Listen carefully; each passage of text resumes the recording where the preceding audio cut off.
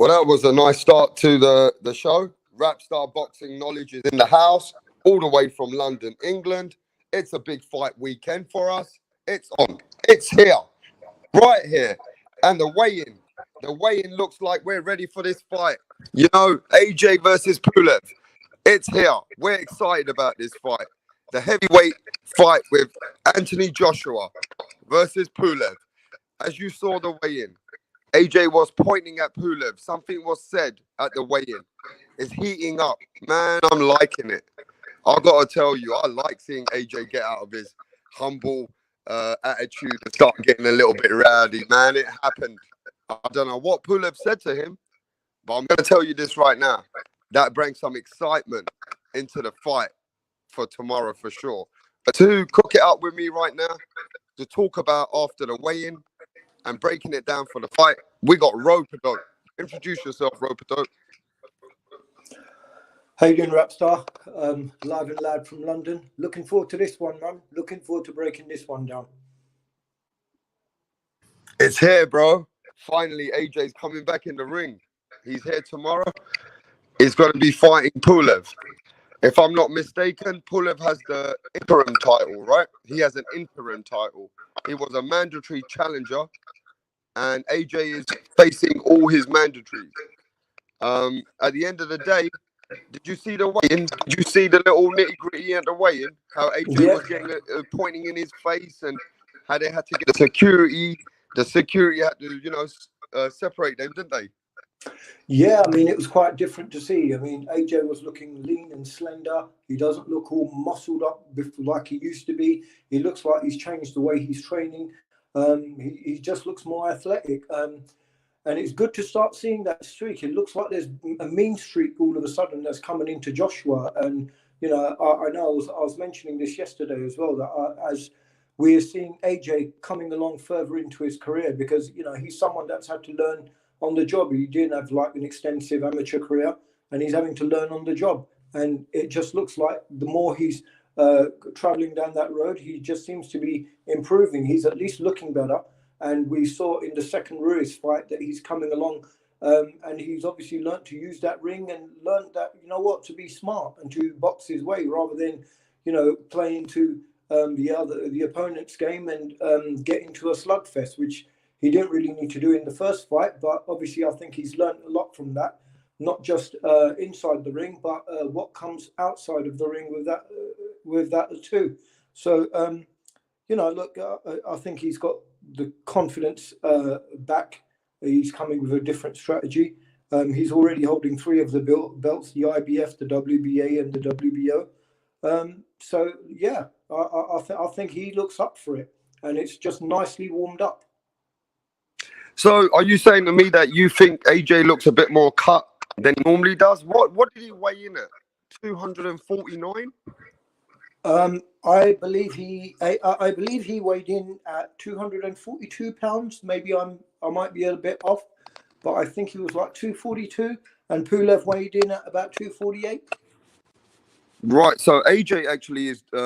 He's got another coach, hasn't he? Can you explain to us? You told us yesterday, AJ's added some new professional coaches to his team, and he's added someone to be side by side with Rob McCracken, right? Yeah, it was another fighter that actually AJ had seen, who he's friends with, and I think AJ said to him that I like your trainer, and from there this guy came in, and this guy I think has got some kind of a martial arts background. So, you know, with the martial arts, they have like another spiritual level that they work with. It's very much a sport of the mind.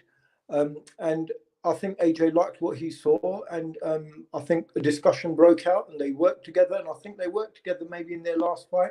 And from what I understand, is in his last fight when AJ was coming out, he had a couple of things up, you know, like little mantras or something, like a couple of sayings to say, you know, like just to give him a bit of a mental confidence boost and what he's supposed to do and the way he's supposed to be thinking. So you can see that not only as he seems to be working very much on the kind of training that he's doing, which obviously is, to me, it was visible on his body.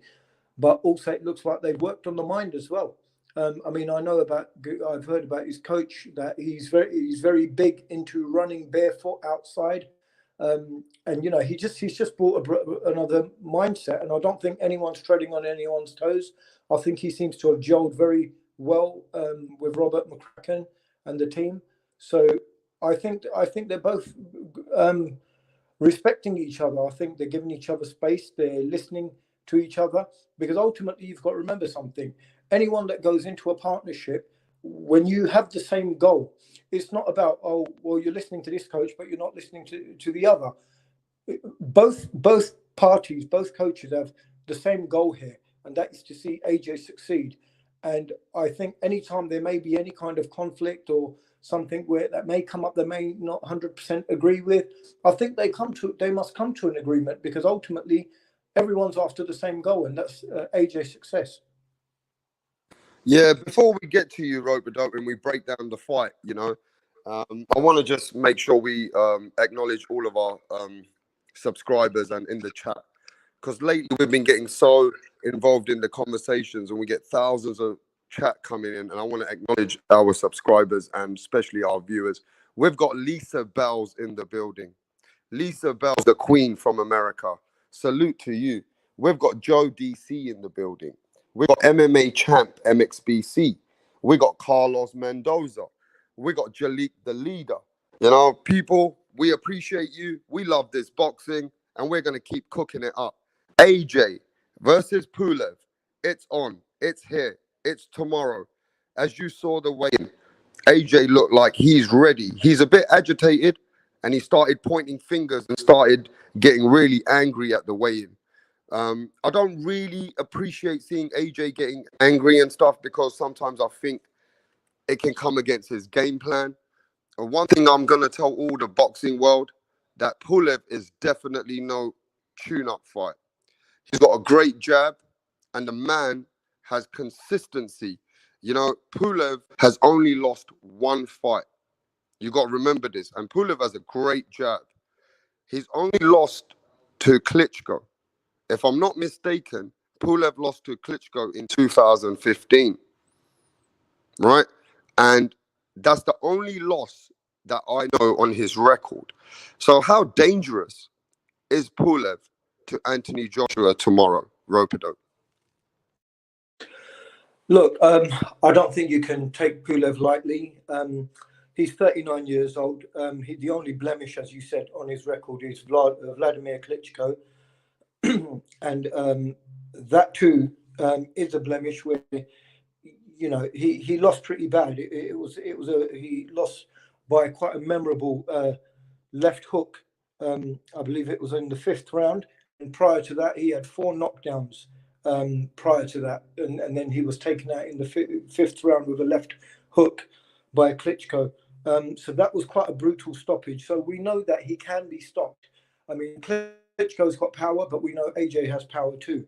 But other than that, he's dangerous. I wouldn't say he's the biggest puncher, because I think he's got a less than a 50% knockout percentage on his record, but he has taken people out. So we do still have to be careful. I think in the first round with this Klitschko fight, he did stun Klitschko with a great jab. So, with just a jab, he can stun someone. So we know he has that. But the only thing is, we have to remember, Joshua does have a 2-inch height advantage on him. He's got a 2.5-inch reach advantage over him. And Joshua is definitely the bigger puncher of the two. Joshua's KO percentage, I believe, is, like 80% or something. So Joshua's got definitely the bigger punch, the power, but it's definitely not one that he can take lightly. He's a durable opponent, Pulev. They've had a couple of common opponents in Kevin Johnson, Matt Skelt, and Michael Sprott, and obviously Vladimir Klitschko. In all 4 opponents, Joshua stopped every single one of them. Vladimir Klitschko, we all know what a fantastic fight that was, and it's actually a fight that I was at So it was a thriller. It was an electric crowd, an electric atmosphere, and it was like back and forth. But AJ took him out in style and made a statement. And that's, I think, when people really started seeing that there really is something about this guy. Whereas the same opponents, all who Joshua took out, Kevin Johnson, Pulev won on points on that one. He had a stoppage, a fourth round stoppage over Matt Skelton, and Michael Sprott retired in the ninth round against him. And then obviously he lost in quite brutal fashion against Klitschko. So makes for an interesting fight. It's obviously going to be something that everyone's looking forward to. I think Joshua should be able to get through this. I think he's capable of stopping Pulev. If Klitschko's been able to stop him, I would back Joshua to be able to stop him as well. But we need to see Joshua, the boxer that we saw in the second fight against Andy Ruiz, and not someone who's going to get involved. But I think he's learnt his lesson. I think he's a lot more tuned up. I think he's found a new hunger for the game. I don't think he actually truly lost it, but I just think he's just re-energized himself. He's had a lot of time to himself, and to be honest, even though no one likes to see a blemish on a record, I think that defeat was probably one of the best things that happened to him, because I think it's really given him some great experience, and he's come out of it. So it's probably one of the best preparations he could have had if he's to go into a fight in the future for a unification against Tyson Fury. And I just want everybody to know this. I think we're getting a better Anthony Joshua. I mean, it is what it is. Anthony Joshua has got extended his team. He got more professional people in his team right now. I think he's got rid of some of the yes men. And I really do see a focused AJ. If Anthony Joshua comes back in this fight looking dominant, it's going to be what we're looking for. At the end of the day, AJ has to come with a very good performance. And I just want to let everybody know this. The only thing I don't like about AJ, he doesn't use his head much. Like, he don't move his head that much. He's there to be hit. One thing with Anthony Joshua, he's there to be hit. Now, how does Pulev maximize on that? And personally speaking, I like what Rope-a-Dope said. At the end of the day, this is AJ coming back as a refreshed AJ. That loss that he had actually might have done him so good and matured him as a fighter today to get him ready for these fights that he needs to fight Tyson Fury and these people ahead of time.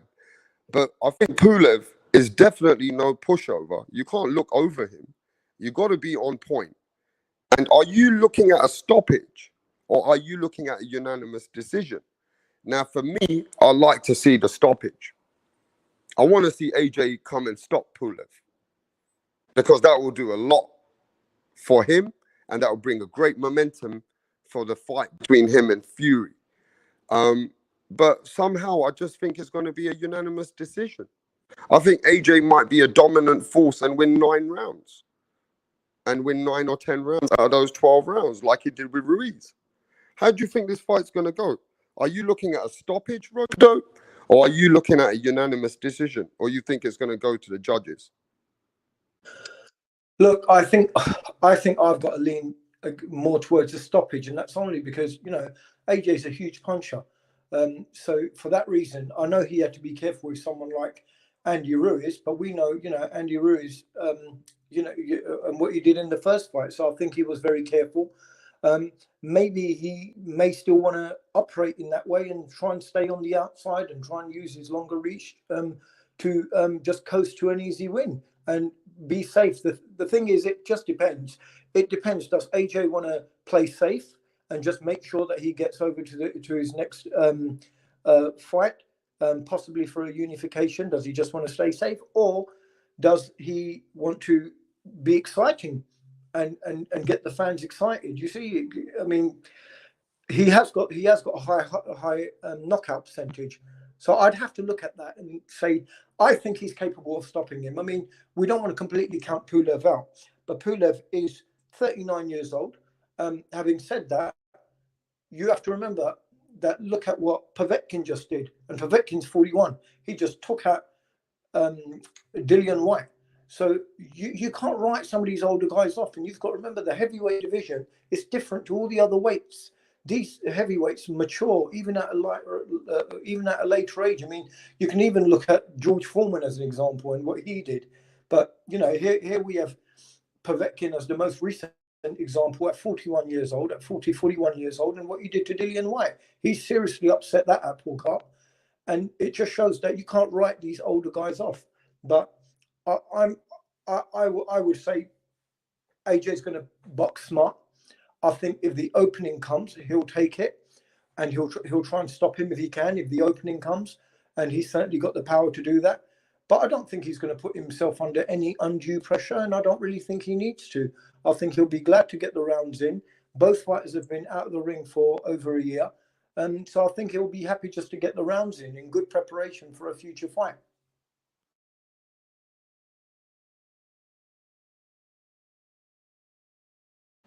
Yeah, I mean, at the end of the day, I was just sending some messages. We got a lot of people coming through Rope-A-Dope, and we have, subscribers from all over the world watching this fight tomorrow.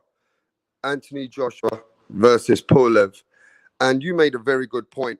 Some of these guys, which are old veterans, very experienced, you got to remember Pulev might maximize on his experience against Anthony Joshua. But, as far as looking for a stoppage, does Anthony Joshua need to set the pace soon as the round starts? Does Anthony Joshua need to be the aggressor, or does he need to be fighting like he fought against Andy Ruiz? I mean, are we going to see an aggressive Anthony Joshua? Are we going to see a man coming in there dominating every single round and trying to break down Pulev? Or is he going to be looking to counter, or is he going to be looking to, be on the back foot sometimes to just, try and create some openings? I would like Anthony Joshua to kind of like break him down a bit and then walk him down. So what I mean by that is, let's take away Pulev's jab, first of all. If we can take away Pulev's jab, right, we can take away the threat from the opponent. So Anthony Joshua basically needs to go in there, take away all the smoke from Pulev, take away all his attributes, and then start walking him down. Now, when you say you want a stoppage, Rope-A-Dope, are you looking at a knockout or stoppage?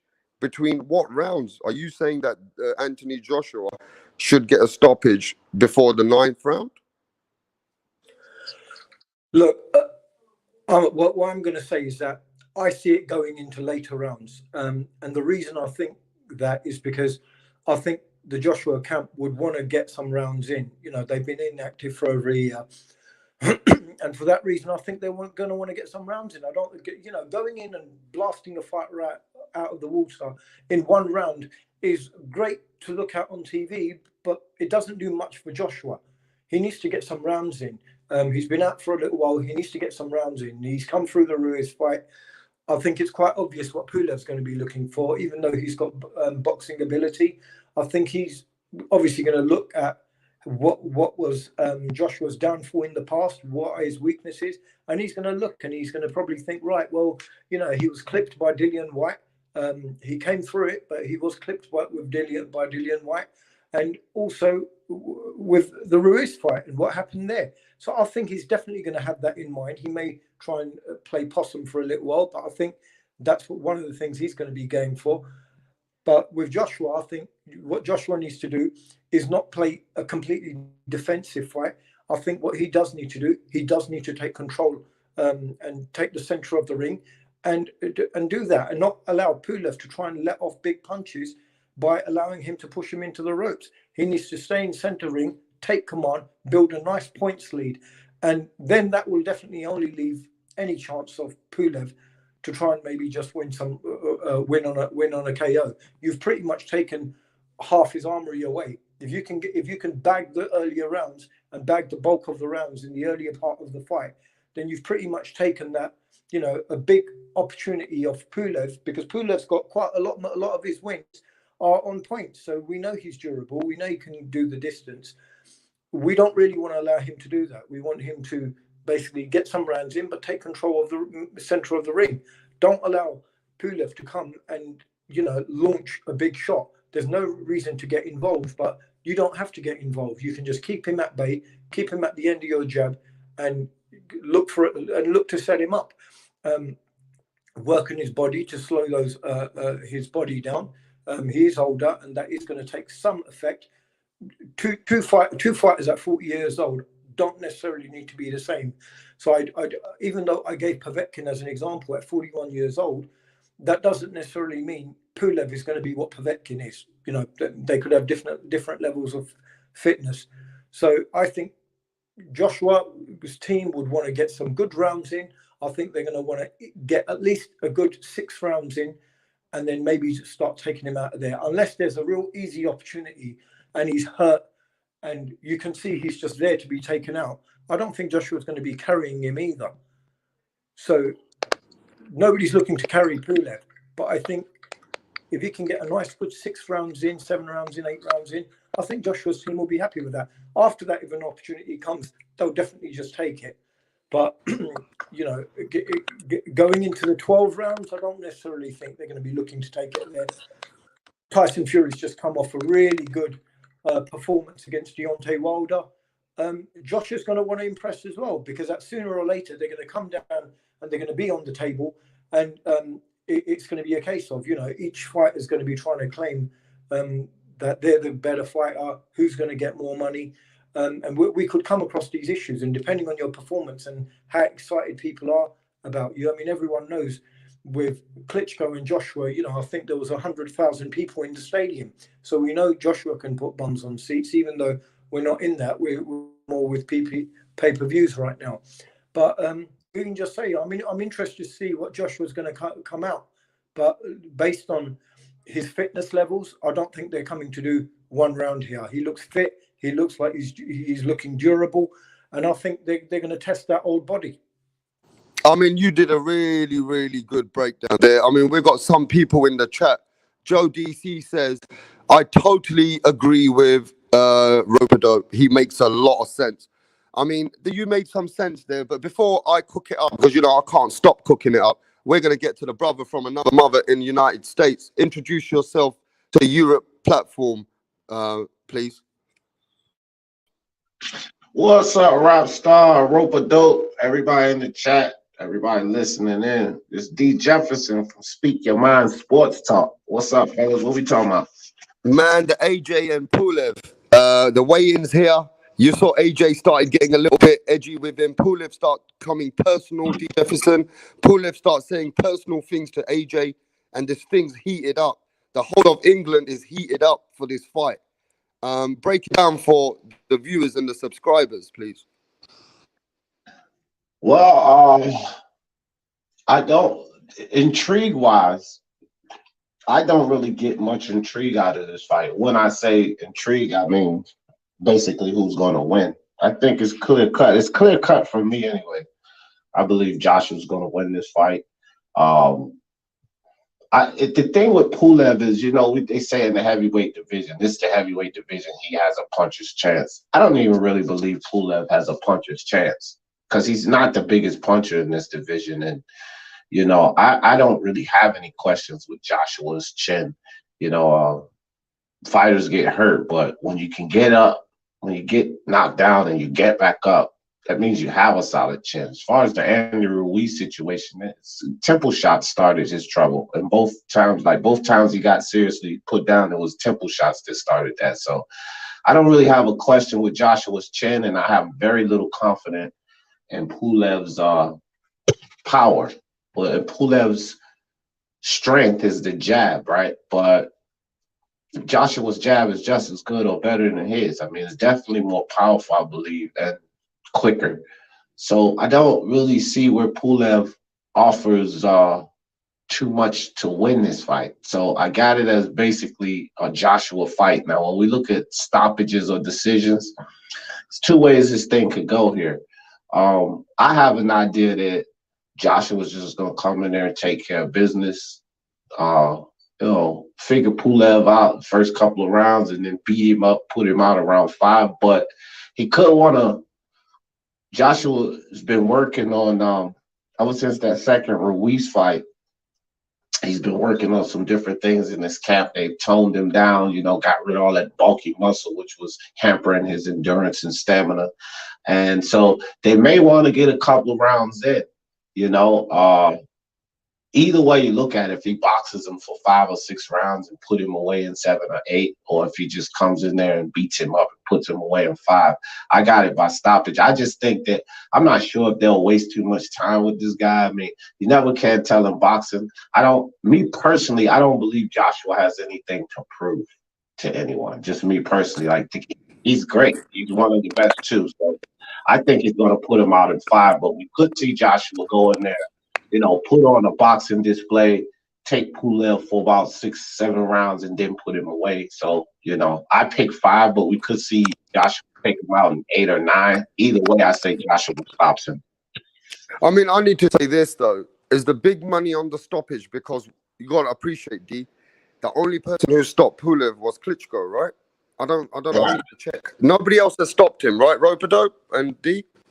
Only, Right. Yeah, right? only Klitschko stopped Pulev. So can I I ask? think Can it I was in the ask? first We've got a lot of casual fans here, also not just hardcore fans. Why does he stop him? Because nobody else has stopped him. I like to make it a little bit tongue in cheek. Roper-Dog, why does he stop him? Because D. Jefferson said it's gonna be a stoppage, and normally he never gets it wrong. Why does he see something? Because I'm gonna get back to D. Why does he see something in this fight that he's adamant that AJ's gonna stop this man who doesn't hardly get stopped? Go ahead. Who's up? Me? I'm asking you that. How come our friend D. Jefferson can just see the stoppage? Because Okay. I don't see many people. Many people don't stop this guy, bro. Okay, first of all, sup D, how's it going, my man? What's up, Robert? What's up, bro? All good, bro. All good. Yeah, look, as I said, I mean, I would favour more a stoppage as well here.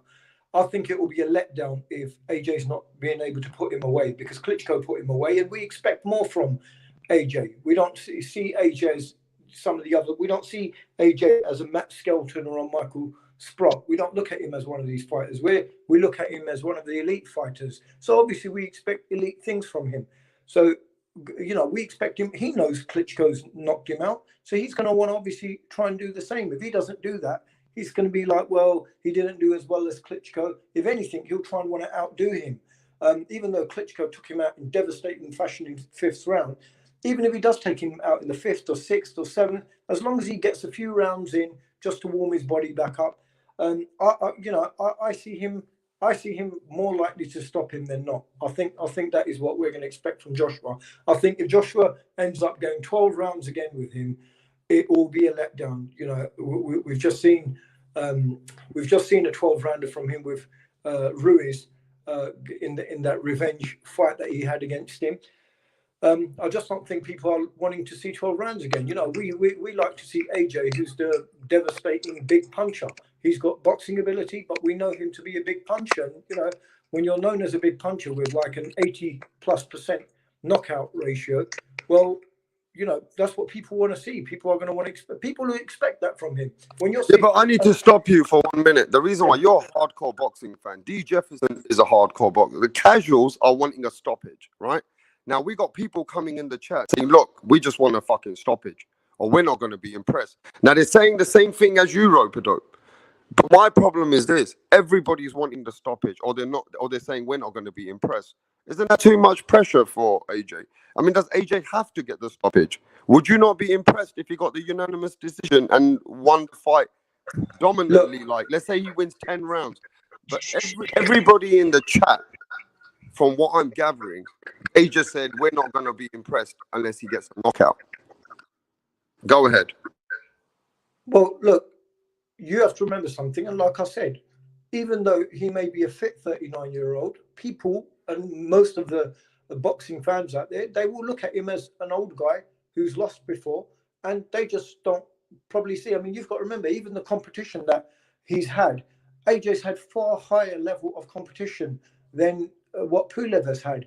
So, to be honest, Pulev, when he gets in the ring with AJ, I mean, I think Pulev's best wins were against Huey Fury, Derek Chisora, and Ustinov. That was his best wins.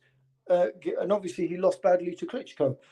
So, you know, and if you look at Klitschko's best wins, they were against Klitschko, Povetkin, and Ruiz. So, you know, just overall, even if you want to go back a bit further, you know, he's had far better opponents. I mean, I think a good Dillian White and a good Derek Chisora would be what I mean. Like I said, with Chisora, Pulev won, and I think it was on decision that he beat Chisora. And you know, come on, I mean, we don't expect AJ to give Chisora results. I mean, I like Chisora. You know, he's been a good, durable fighter. He's given us some great fights. But AJ, we're looking at on another level. What do you expect him to perform the same as what Derek Chisora did? We're going to expect more from him.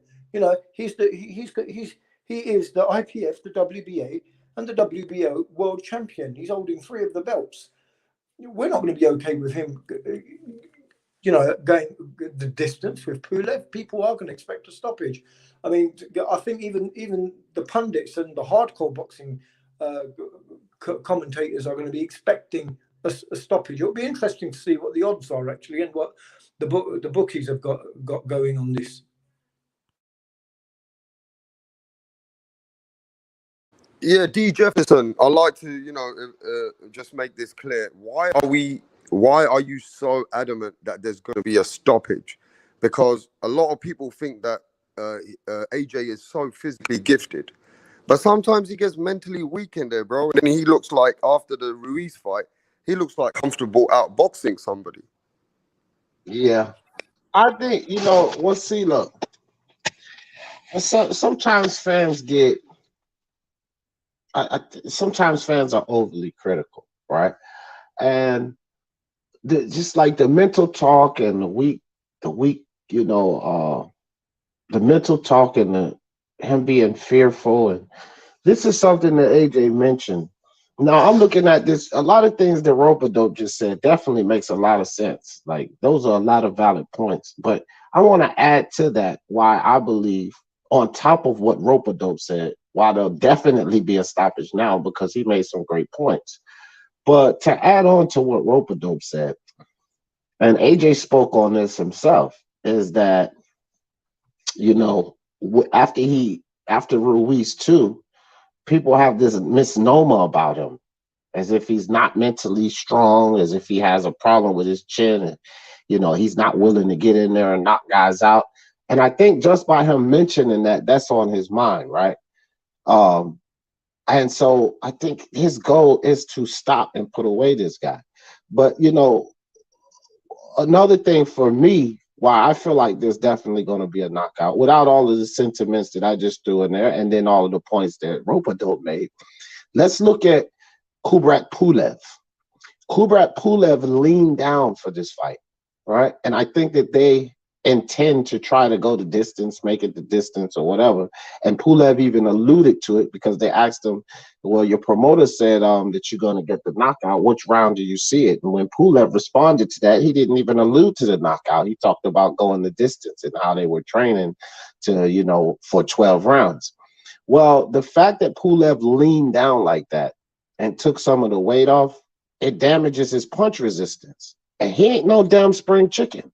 It ain't like this dude is getting older. I'm not sure if that was helpful, and I know that they did it for the endurance and stamina purposes, but it damn sure takes away punch resistance. And the last guy you want to be taking away punch resistance from is AJ, who's crucial with that uppercut from the mid-range, which is Pulev's weakness.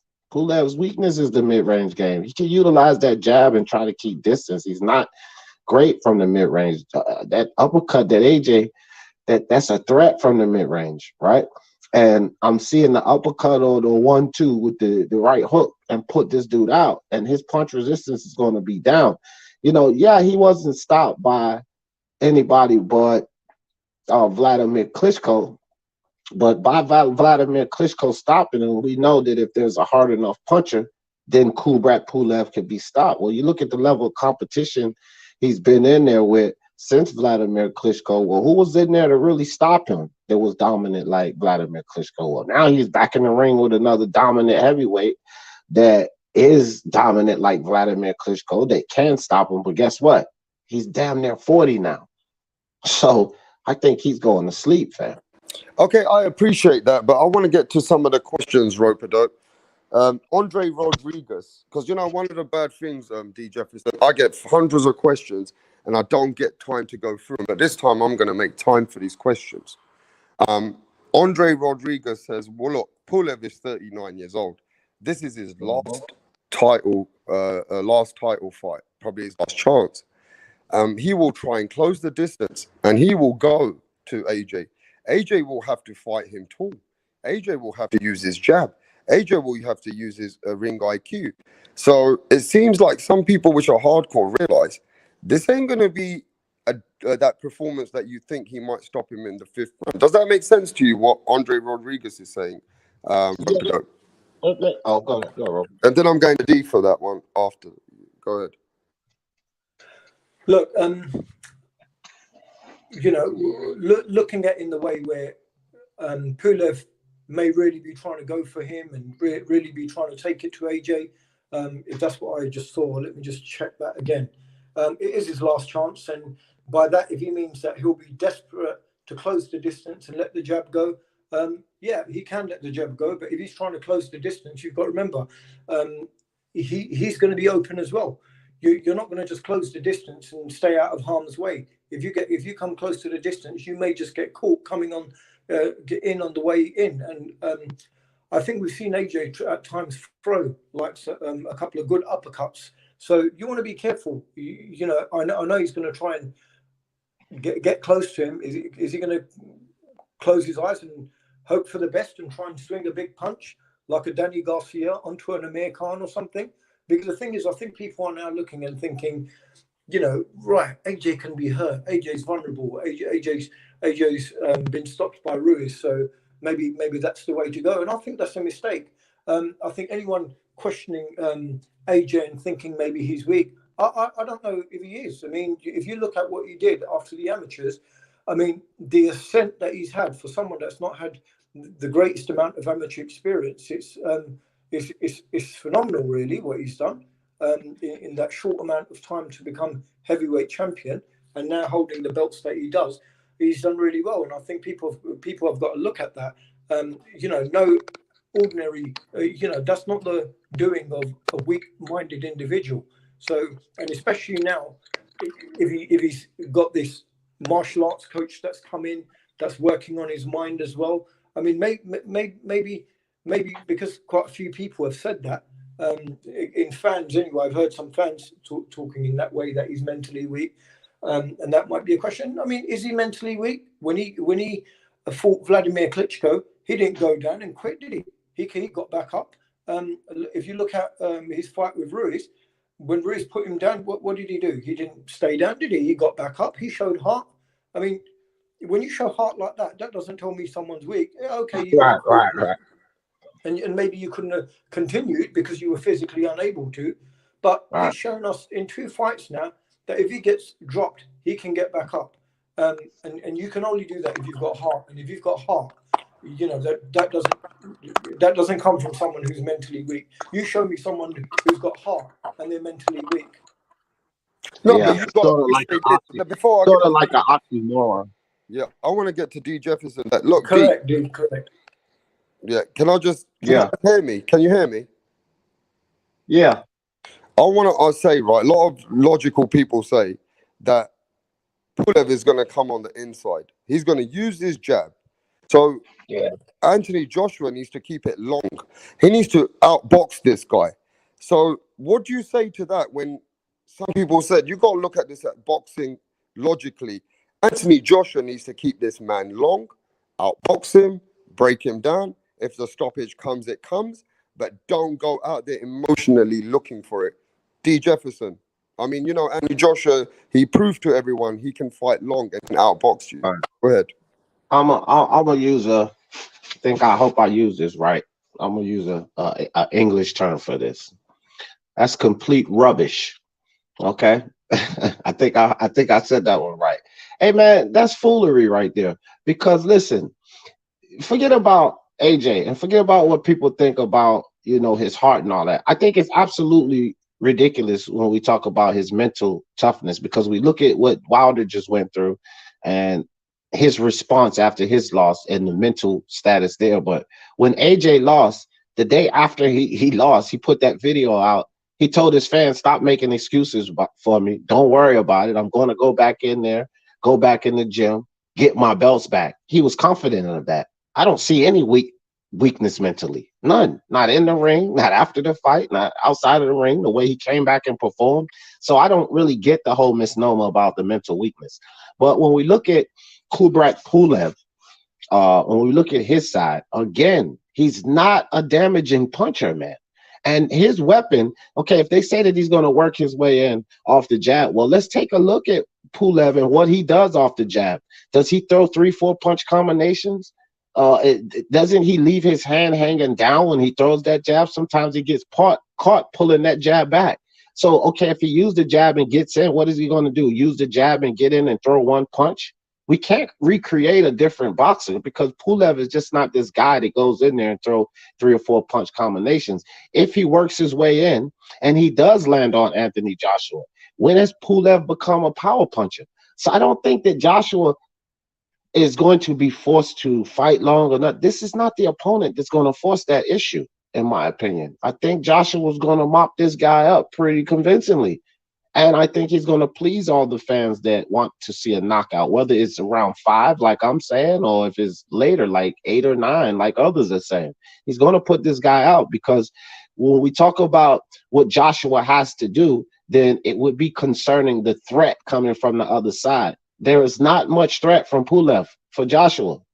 I cannot be convinced of that because this guy is not a super power puncher and he does not do much off of his jab. So even if he gets inside, how much danger does he really offer Joshua?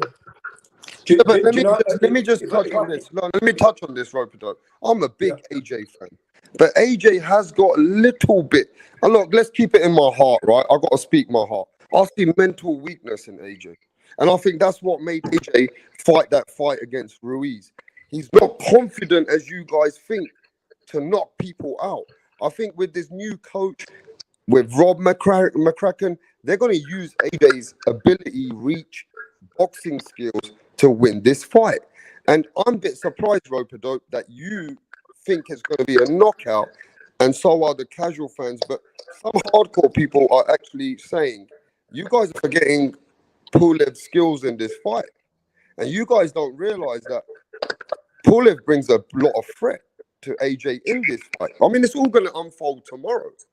But Well, guys, yeah, I mean, I just don't want you to make it harsh for AJ, because if you think AJ's going in like Mike Tyson and dominating this fight, and then he doesn't get that knockout in early rounds, let's just be fair to AJ and let's really break it down how it can go both ways. You know what I mean? look, we can't. I'm not. This is the thing, Rapstar. You know that I don't sugarcoat things, right? Okay. I don't. We can talk, but I just don't agree at all with AJ's mental situation. I think he's mentally tough. He's mentally sound. I don't think that he's weak. When we talk about the sweet science of boxing, okay, I don't like fans get overly critical. Now you're saying we don't want to get overly, we don't want to push AJ into a situation where he might not achieve that. Then after the fight, if he doesn't knock him out, you know that he'll get ridiculed. But at the same time, fans will not worry about AJ's feelings or ridiculing him about mental weakness and all of this foolery. Listen, when you face a guy that has superior hand speed and he causes you a problem, as Andy Ruiz did, then that's when you're supposed to adjust as a boxer. That doesn't mean that you're weak. That doesn't mean that you know that's your team. If that is the game plan his coaches and his trainers implemented, how does that say AJ is mentally weak? What that actually shows me is that AJ can go in there, they can set a game plan, and he can follow and stay mentally sound enough to stay to the game plan. How many times have we seen Jermell Charlo slip mentally and abandon the game plan and just start winging shots. Well, he might get the guy knocked out, but we could tell that he clearly abandoned the game plan. You know, when you get into adversity inside the ring, if you can stick to the game plan and keep doing what you guys plan to do, that shows mental stability. It does not show mental weakness. Because when you get into the heat and you can execute that game plan, that shows that you're mentally focused. All of this about AJ's mental, I'm not with it. But the thing with Kubrat Pulev, I don't need any, you know, whether it's hardcore boxing fans or not. Punch Drunk, you already know. I'm not trying to hear none of that shit. I'm the guy that picked the fights the right way. So maybe they need to see something and they need to understand something. And I'm going to tell you guys, that your hardcore fans, whoever is telling me I need to understand something, what you guys need to understand is that you're overestimating the threat that Pulev is. That's what you guys are doing. You guys have Pulev as this threat that he's just simply not to AJ. So I'm not underestimating anything or not giving anybody enough credit. I think that I'm giving AJ more credit than you guys are concerning his mental, because I don't believe there's this mental issue you guys are talking about. But also, Pulev is not as much of a threat as you guys are making him out to be. And if you do believe he's that much of a threat, then which fucking fight? What fight did he have that showed that he's this big threat to Joshua? Who? I mean, hey, let me ask you something. Let me ask you, Jefferson, this. Do you rate boxers like Tyson Fury's cousin, like Huey Fury and all them? What do you think of them? I rate boxers for what they are, man. And I mean, Huey Fury's a fucking snooze fest. You know, I don't. Well, where should I rate him? B-level fighter at best. He's a snooze fest. I'm like, you know, I'm not saying he can't box. He can definitely beat some of these guys because of his movement, his jab, and you know his ability to stay outside. But he's a snooze fest, and he's not one of the guys that you look at. Oh, Huey Fury's going to run the division one day. Like fuck no. So I mean, I rate him as a decent boxer, but I'm not going to give him but so much credit. Okay, so can I ask D this before I go to Ropedo? We're getting a lot of people in the chat. Can you see Pulev dragging this fight to the 12th round? Can you see Pulev have the resistance where Anthony Joshua can not stop him, but it can go to 12 rounds? Can you see that, D? Yeah, let Ropedo jump on that one first. Yeah, Ropedo, can you see Pulev taking this fight to points?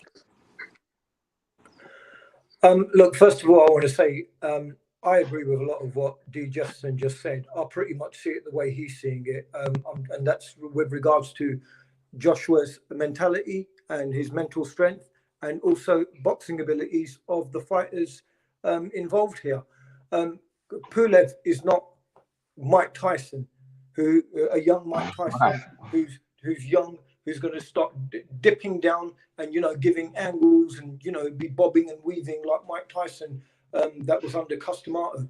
You know, we're not talking that Mike Tyson here. We're talking Kubrat Pulev. I mean, and he's not the biggest of punchers. And even if he has got half a punch on him, have you seen AJ be laid out, flat out cold? Has anyone seen? No, we've not seen him cold out. It wasn't against Ruiz and everything that happened. He got back up, and if he can get up from a punch from Klitschko, he'll get up from one from Pulev. If that even happened, even if he slipped up or did something wrong, he'll get back up. So, what other threat has Pulev really got? Is he more technically sound than AJ? I don't think so. I think AJ's a better boxer. So in every way, I think Pulev's only chance is to try and see if he can try and knock him out. I can't see, a shorter, older man like that dominate and turn into Money May all of a sudden and beat Joshua. So I don't see that happening. Can he get to 12 rounds? Does Pulev want to go 12 rounds at 39 years old? I know he can, but does he really want to? Do you think that's the game plan that he's going with? That, we're going to outbox him and go 12 rounds? Or do you think he's probably going to take the bet that, hey, guess what? He's been wobbled a couple of times. Maybe I want to try and catch him somehow. He's going to be looking for that punch. To say that's not in his game plan, I think is ridiculous. He's definitely going to be going for that. But I just don't think, I agree totally with D. Jefferson with regards to that. I don't, you've got to look at the threat that's coming to you. He's not Mike Tyson. He's not David Tua. We're talking about Kubrat Pulev here, completely different fighter. Hey, listen, before you keep booking it, I just want to tell everyone to smash that like button, subscribe to the channel, and press that notification. And, you know, hit that like button because it helps the channel. It helps the channel when even the trolls come in there. And, you know, make sure you don't forget to smash that like button. But one thing I will say to everybody right now is everybody's saying the same thing as you. And this is going to be disappointing if Anthony Joshua doesn't get the stoppage. You look at what Silver Loma says, 2012. He says, if the stoppage comes, it comes. But if it's a decision, it's not fucking good enough. So I feel sorry for Anthony Joshua. He has to get the knockout, is what you're saying. There you go, Rockstar. There you go with that sentimental bullshit. Listen, man, ain't no feeling sorry for no fucking Anthony Joshua. Listen, since Kubrat Pulev lost, man, I come wrong with it, and I like Anthony Joshua. But whoever that was in the chat that said that, they're 100% right.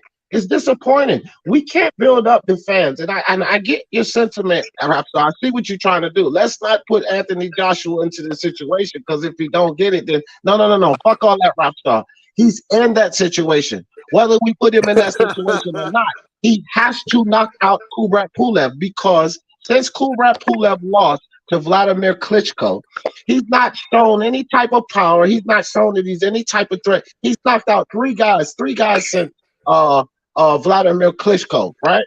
And let's take a look at the guys that Pulev knocked out since Maurice Harris. Okay, that's not a big knockout. Samuel fucking Peters. Okay, whoop-de-doo. And then he knocked out Bogdan Dino. That's it. Everybody else he went the distance with, man. This is not, what the hell are people talking about? Kubrat Pulev hurting Joshua. This ain't no knockout guy. He's not a guy to be knocking guys out. He doesn't have the boxing wherewithal to outbox Joshua. So I don't get it. His only plan, Pulev's only plan can really be to go in there and hurt Joshua because he won't make 12 rounds. Bro, he'll start gassing when we're talking 9 or 10. And so AJ will still put him out. This dude is not making 12 rounds. And if AJ does anything else besides knock him out, regardless of what we try to tell the fans or build up to, it is a disappointment, man. This is the dude with the highest knockout ratio in the heavyweight division besides Deontay Wilder. He has to knock a 40-year-old guy out. He has to. Hey, look, I'm going to tell you the truth, Robodope. This is not just D. Jefferson. I've got friends in London, England. They're saying the same fucking thing to me. They said, Rapstar, Anthony Joshua better go fucking knock this dude out. And if he doesn't knock him out, we're going to get pissed off. And they said, if he doesn't knock him out, they said, we're going to start gunning him down. I mean, you're now putting Anthony Joshua in a position that it's a knockout or people are going to start showing hate to him. Go ahead, Robert. Well, I think look, you know, it needs to be taken as a compliment. I mean, why are we taking this defensively? You know, maybe it needs to be taken as a compliment that's the expectation of him because, you know, we think that much of him as a fighter. It doesn't have to be a case of people are looking at him or he's weak and if he doesn't do it, he's under pressure. No. If anything, that's the expectation because that is how people see him, despite what happened with Ruiz and whatever may have happened there. You know, it shows that people still believe in him. So great point, you know, great point, bro. Because that's why I give him the credit. Yeah. So for me, you know, I think that's the expectation from him, and I think anything less will be a disappointment.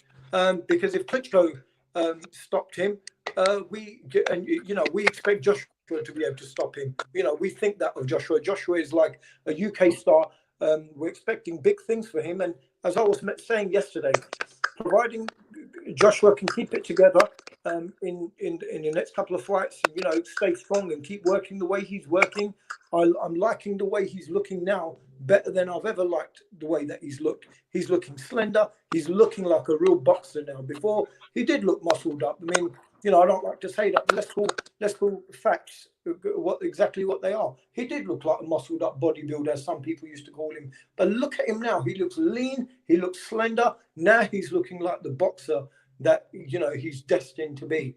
And I'm really looking forward to it. Tomorrow is going to tell us a lot.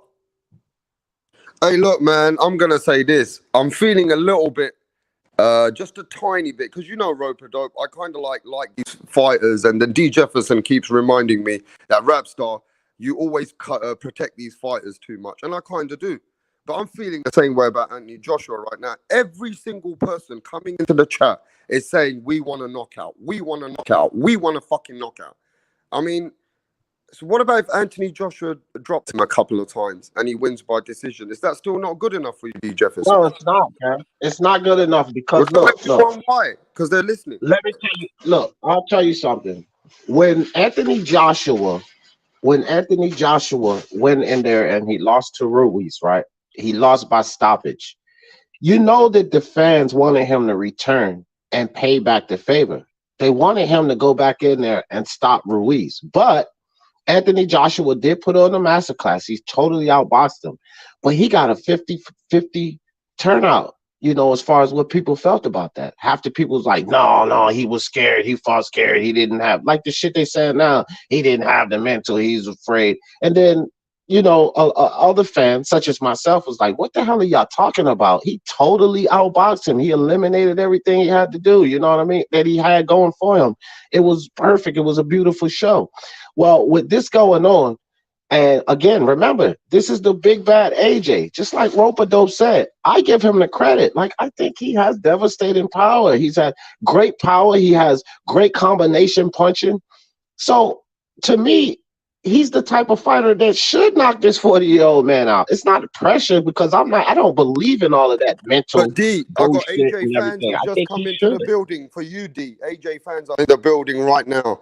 I know one of them. He said to me to tell you, so what, does AJ have to knock everybody out now, D Jefferson? Does he have to do this? No, I don't believe that he has to knock everyone out. Like, but a 40-year-old Pulev. So ask that guy, whoever just came in there. Okay, you're a fan of AJ. I like AJ. I'm not his super fan, but I like AJ. I don't really talk down on him. I like what he brings to the table. I love what he's done for boxing, and he's definitely the best heavyweight right now. But why would you lower your expectation for the number one heavyweight? So whoever that is that just came in, this is a guy again with an close to 90, if he's not at 90% knockout ratio. He's a big guy and he's fighting a 40-year-old. So I would just answer your question with a question. Why wouldn't you expect this guy to knock out a 40-year-old Pulev? Why wouldn't you? This is what heavyweight boxing is about, fam. AJ is not, if he was a boxer like Tyson Fury, like my guy Tyson Fury, right? Okay, we don't expect Fury to be going in there knocking guys out, but that's not AJ's style. What is AJ's style? To put him away. That's AJ's style. Y'all AJ fans don't act like that's not what we accustomed to seeing from him. Putting guys away. That's the type of heavyweight he is. He's no Tyson Fury. Now all of a sudden y'all want to turn him into a Tyson Fury? No, with Mike Tyson when he came in sleeping guys, that's what the expectation is. Julian Jackson, you remember him? When he came in the ring, putting guys out? That's what the expectation is. Why the fuck should I change my expectation from a guy that I'm pretty comfortable? I don't know what the Joshua fans' problem is because I'm comfortable. I'm not even a fan, but I'm comfortable believing that he's going to put this guy out. Why aren't y'all comfortable with it? That's my question. Hey, everybody, listen, let me just, before we get to you, Roper Dog, everybody say D Jefferson is counter-punching it. D Jefferson is talking. He's talking facts. Some people said D Jefferson is coming with punching power.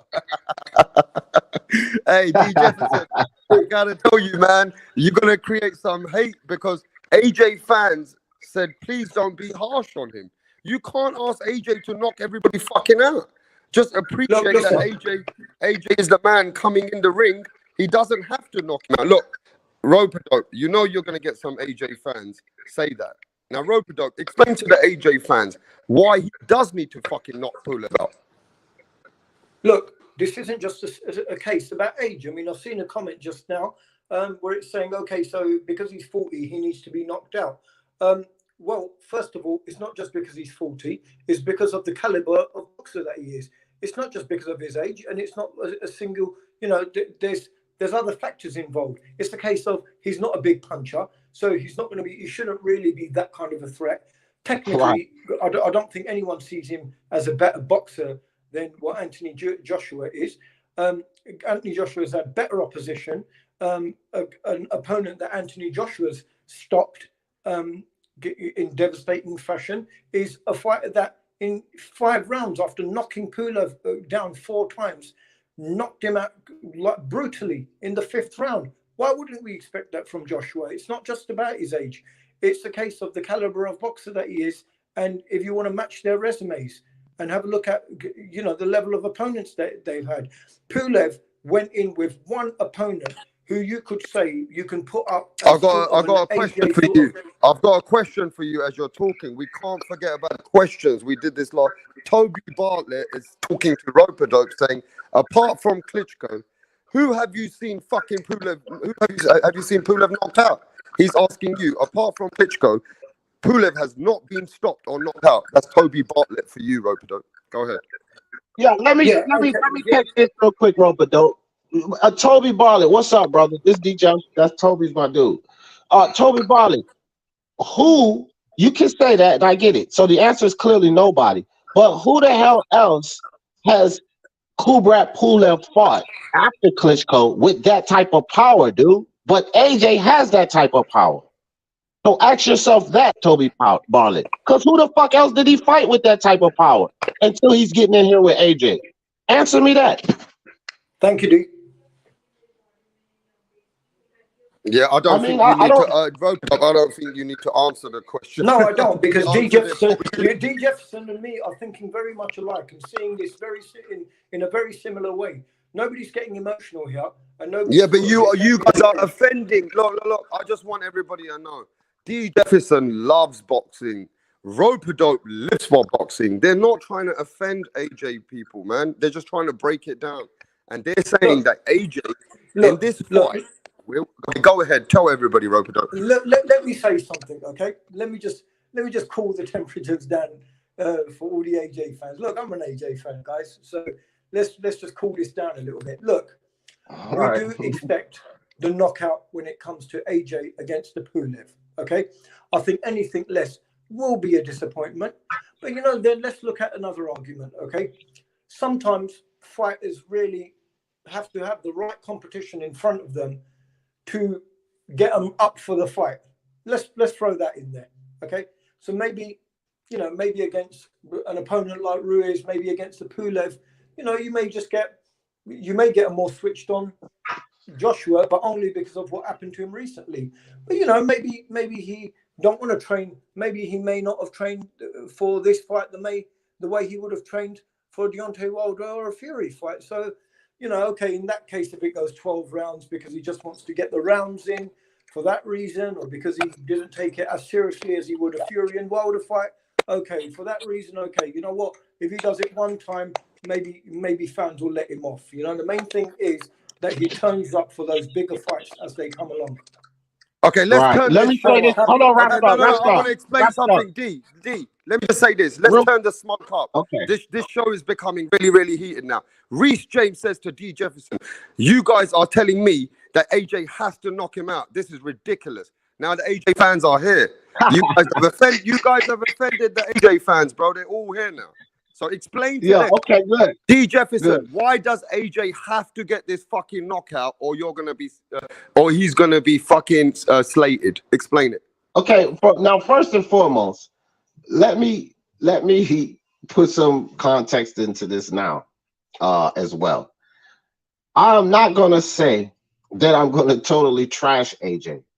You guys just have to understand, if he does not knock him out, it is a damn disappointment. I don't know why you guys are not on board with this, but let me ask you guys this. Okay, and this is just something to give you guys another example of why it should be a knockout, fam. Now, this is freaking Kubrat Pulev we talking about. Now, I will ask you guys this, and I think that everybody that's mad at Ropadope and I right now because they feel like we're being harsh with Joshua. I want to ask you guys this, because I know the answer should be no. None of you guys put Kubrat Pulev, I hope not, on the level of an Alexander Povetkin.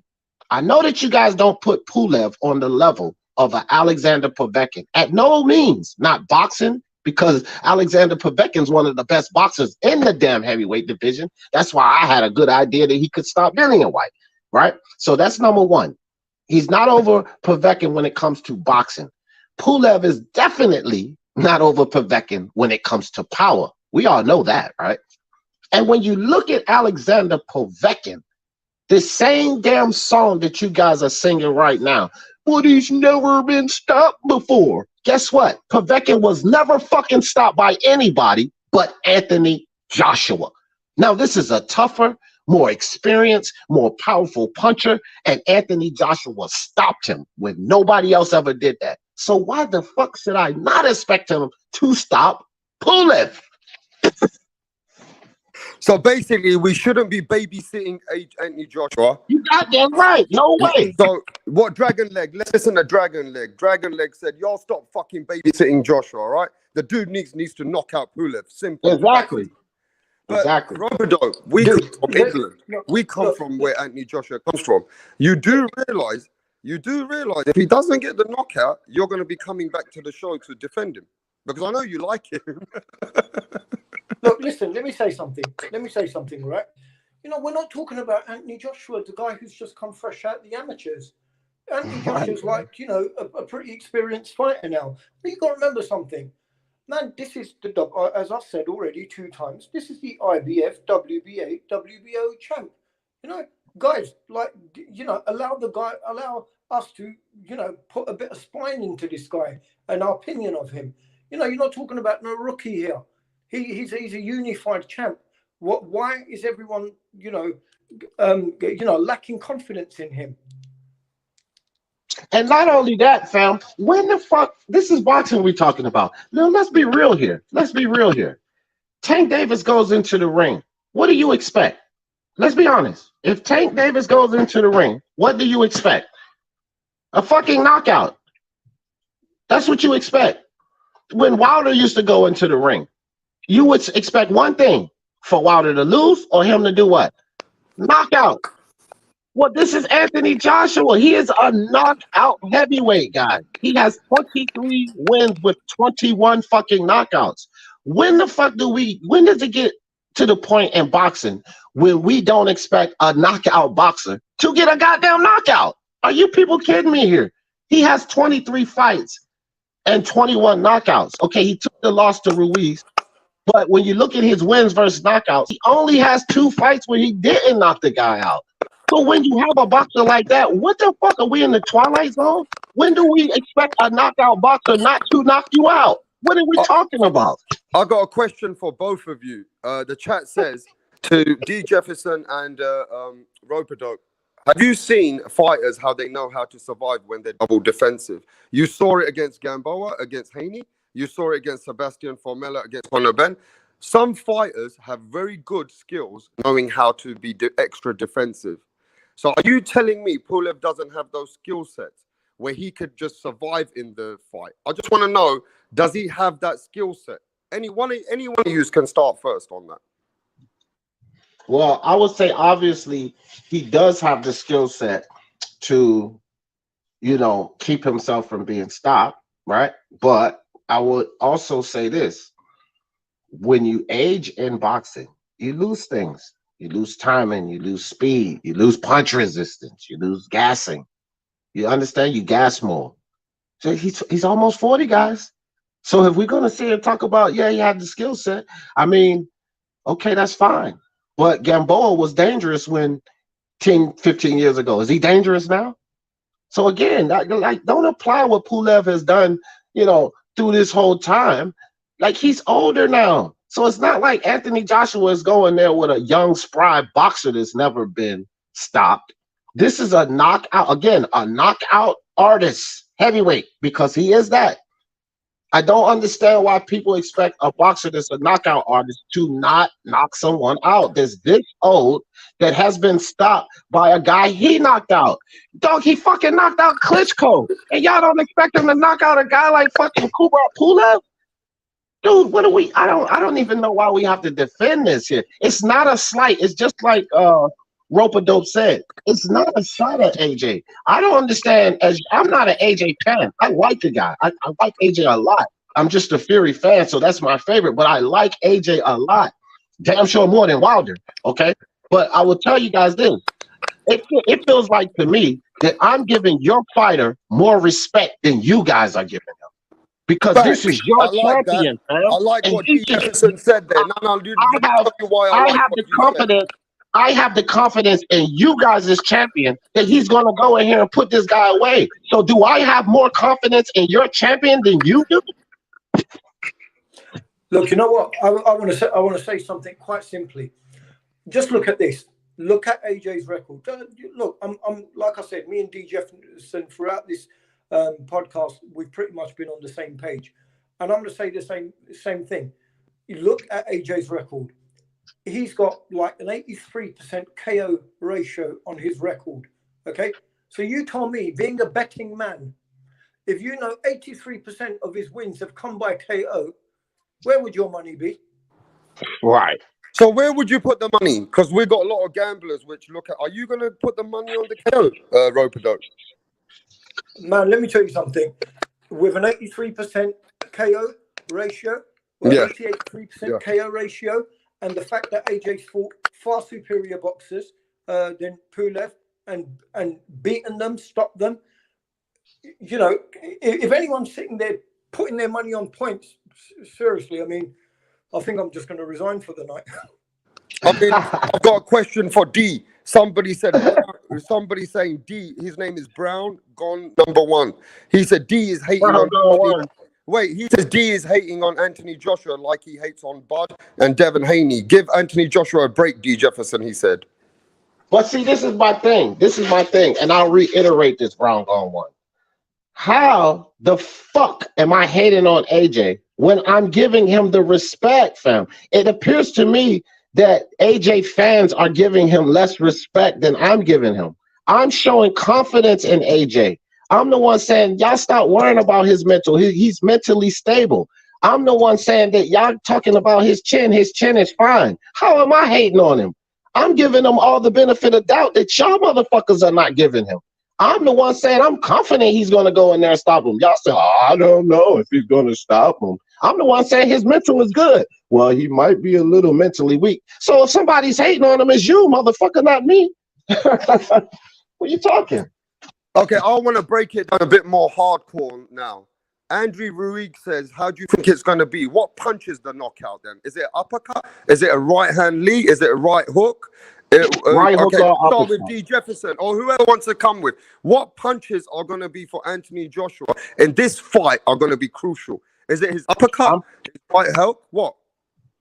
I'm pretty sure, and you can mark me on this. He is going to knock him. He's going to get him into trouble. AJ's a good finisher, so there's no telling exactly how he finished him. But the trouble punch for the stoppage will be that uppercut from the mid-range or that jab right hook. Guaranteed. It's going to be that uppercut from the mid-range. I can't guarantee, but I'm pretty confident it's the uppercut from the mid-range, or he'll jab and throw that hook. That'll be the shot that gets him into big trouble. And again, AJ's a good finisher. He'll finish him off. Or maybe he'll adopt that. Was it a left hook that Klitschko stopped him with?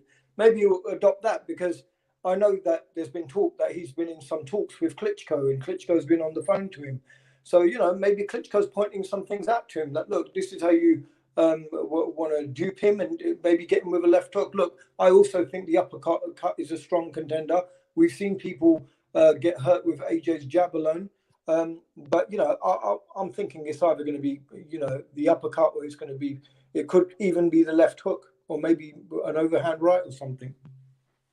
Hey, Rapstar, you said you had some gamblers in the chat, right? So, look, for all you guys that are gamblers, I advise gamblers on making bets. So I'll tell you guys this. I'll give you some advice for your gambling situation.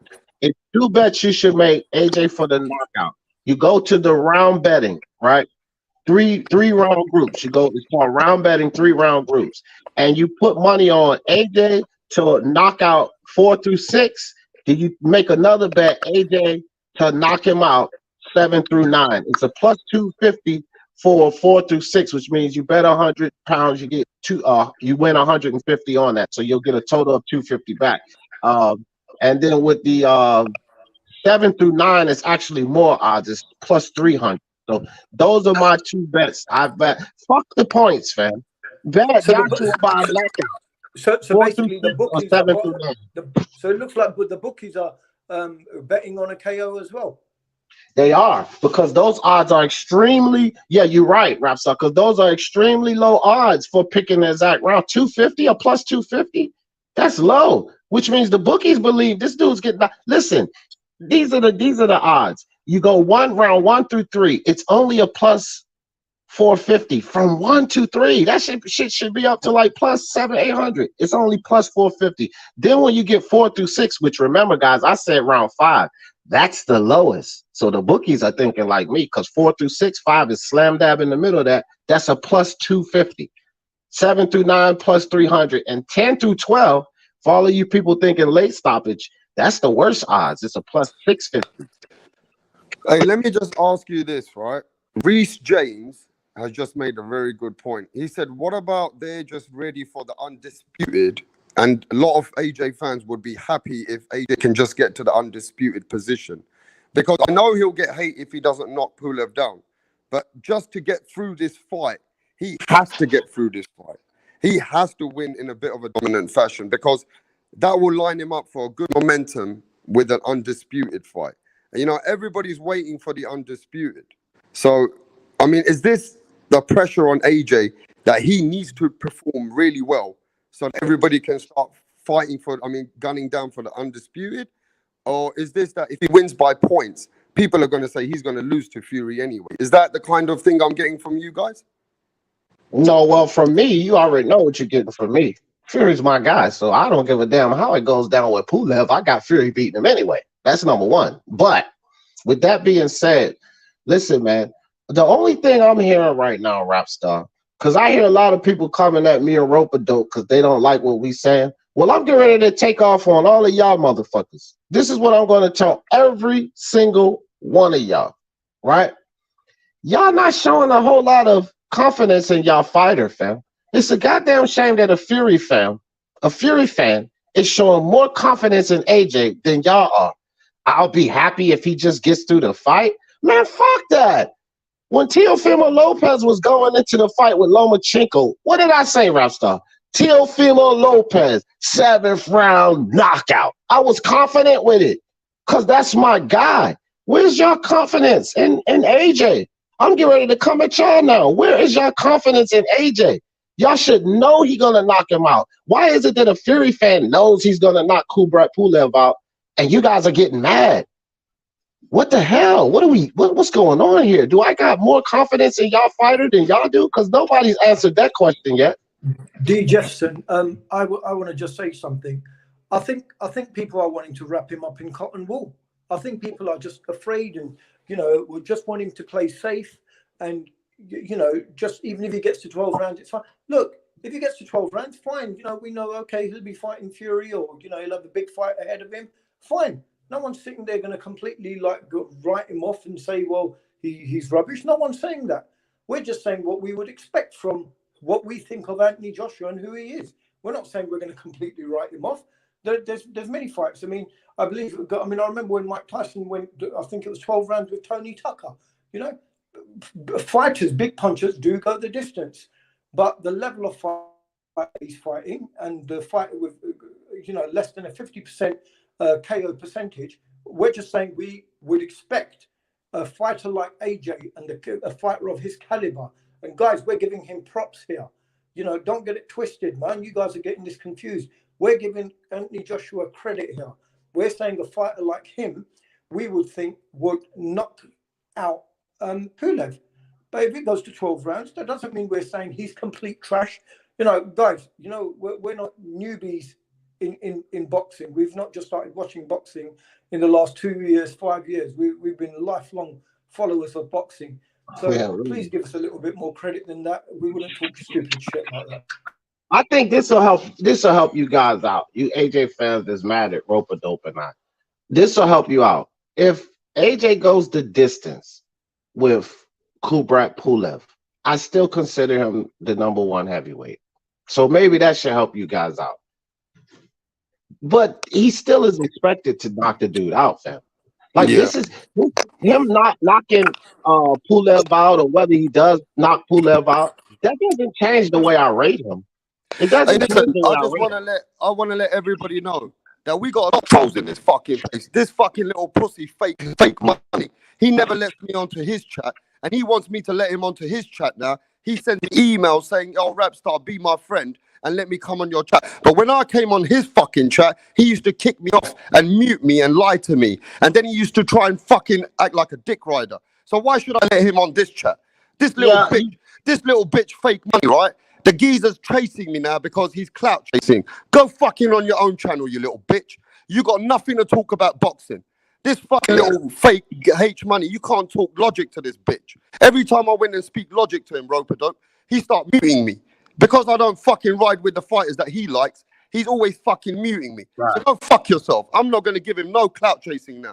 Now that I'm made it in the media, fuck you, fucking H money, you little pussy. I'm glad you said that, Rapstar, because you know why he really wanted to get on here? Because I'm on here. This idiot, this is the thing. He doesn't shut the fuck up. Like, I would let him on my panel. You know, I let everybody on my panel. But he doesn't shut up, bro. He just gets on the panel and start, fuck you, you old, I'll knock your ass out. It's never boxing with this dude. He Yeah, can't have a the problem with reasonable him boxing is discussion. the problem with him is there's no logical conversation. It's guilt He's an creep. idiot. So we can't talk boxing with a bitch who doesn't let you on his own show. He kicks you off his show, Rope-a-dope. And when you ever have any comment when it's to do with the fight and it hasn't got anything to do with agreeing with him, he starts screaming like a little girl. So why the fuck would I put this boy on my show and give him any clout chasing now that I'm in the media? Go fuck yourself and go and hide in your little corner, you fucking little bitch. But anyway, Right. I had to let that guy know this, man, because he has no respect for people, D. And he tried to be, No, he doesn't. Let me he tell you tried to what be this my, idiot listen, did. D, Let the me tell man, you guys what this idiot did, H Money. go ahead. This moron, it's on wax, bro. I could pull a video up right now. But he called Junior Lopez, that's Teofimo Sr.'s father. He called him up on the phone. He got the freaking phone number from True School. Why the fuck True School ever gave this clown Junior Lopez's personal phone number? I don't know. But he called this man up on the phone, and this is what he tells him. I'm with Team Haney, and I'm calling you about Teofimo. Why your son ducking Haney? You need to make that fight. First and foremost, if you knew anything about the business of boxing, H Money, you fucking idiot, you wouldn't contact Junior Lopez anyway, clown. You would contact Bob Arum, the handler. See, he's so stupid. But where you get off calling Teofimo Sr. on his phone representing Devin Haney's team as a negotiator? This dude is fucking delusional, fam. He literally did that. He called Lopez Jr. on the phone as a representative of Team Haney demanding a fight. This clown. And you know what the funny thing is, Rope-a-dope? If you ever look at this guy, right, and you see how he represents himself, this Devin Haney would never be seen dead with fake fucking H money. Devin Haney would never even be in the same place as fake money. He's just a dick rider for the fucking situation of getting super chats or whatever the fuck he's doing. The little fucking dick rider needs to get fuck away and stop clout chasing us. You know what I mean? Because we ain't got no time for this little pussy. He got nothing to do with boxing, little bitch. I'm gonna go smoke anyway on his own show, but he don't let me on. But he's a little bitch. I ain't got time for him anymore. Listen, Rope-a-dope, you have to see the knockout, right? We need to get the knockout. The whole casual fans want to see the knockout. Anthony Joshua is coming in the ring tomorrow. You are a big boxing fan. Are you going to be disheartened if you don't see that knockout? Are you just going to be disheartened about Anthony Joshua? No, I wouldn't say I'd be disheartened. I wouldn't put it as strong as that. I'd say, look, I would expect him to get the knockout, but that's because I think a lot about AJ. I think a lot about him as an athlete and the fighter that he is. I think he's got heart. I think he's got power. We've already, gone over this. It's just, it's just what the expectation of him from most would be. Now, look, the bookies, as D. Jefferson was just saying, they've got him to KO Pulev. So what? Are the bookies hating now as well? I mean, since when have the bookies started hating? So, guys, chill out a bit. I mean, we were talking about Deontay Wilder yesterday, and we were talking about people who go on, and we get certain people who just don't want to hear any criticism or any. It's not even a criticism, but any sort of comment that we may just say a certain expectation of him or something, and people just get really sensitive about it. And all we're saying is that, you know what, you want to say something about me or D Jefferson, saying that, well, we expect a knockout from AJ. Well, you know what, before you come to us, please go and see the bookies, because they've got exactly the same as what we're saying. We see AJ on a stoppage, and that's what they're seeing. So before you come hating on us, man, go hate on the bookies. There's lots of them out there. Yeah. H Money, get the hell out of here, bro. Ain't nobody ducking you, fam. You're an idiot, okay? You don't know how to have a reasonable debate.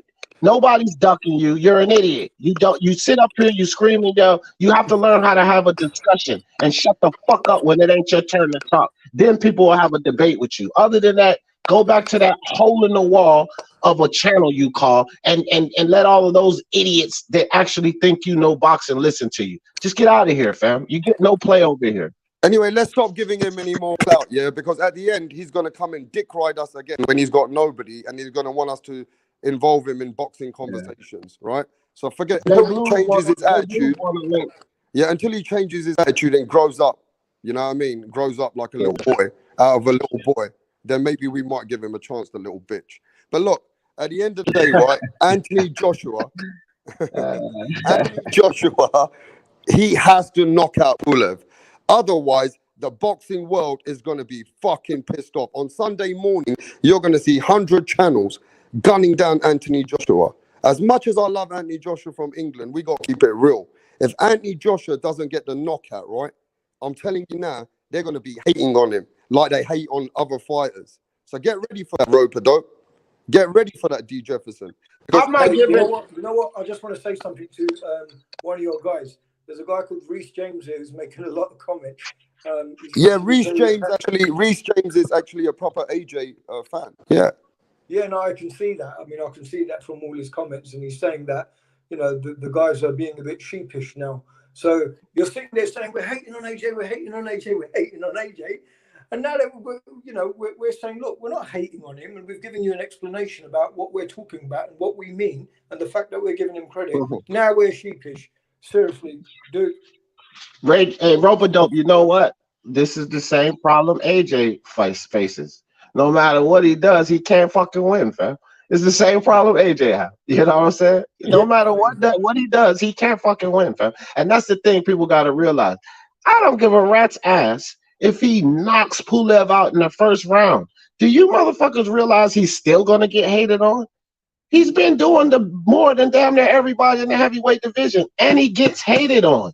So what the fuck y'all think? It doesn't really matter. They're gonna hate. They're gonna find a way to hate on him anyway. If he knocks out Pulev, like I expect him to, like all of you should expect him to, only thing that's gonna happen is gonna be like, okay, whoop-de-doo, he knocked out an old Pulev. They're not gonna really give him too much credit. Y'all do realize that, right? So basically, he's gonna catch hate either way. Whether he goes the distance, whether he stops Pulev like he's supposed to, they're still gonna hate on him. Because they're going to be like, okay, so what? He knocked out Pulev. He was 40 years old. Who wouldn't knock out Pulev? He knocked out a 39-year-old. Right. That guy got knocked out by Klitschko already, and he was supposed to beat him anyway. And exactly. Idiots are going to hate on the dude regardless. So ain't no need for y'all to get y'all panties in a bunch because me and Rope-a-Dope just telling you guys what we feel to be true. He's going to get hated on regardless. We can't save him here. Yeah, but you guys have got to remember this. When you guys are hardcore fans, right? We have thousands of casuals. They listen to you.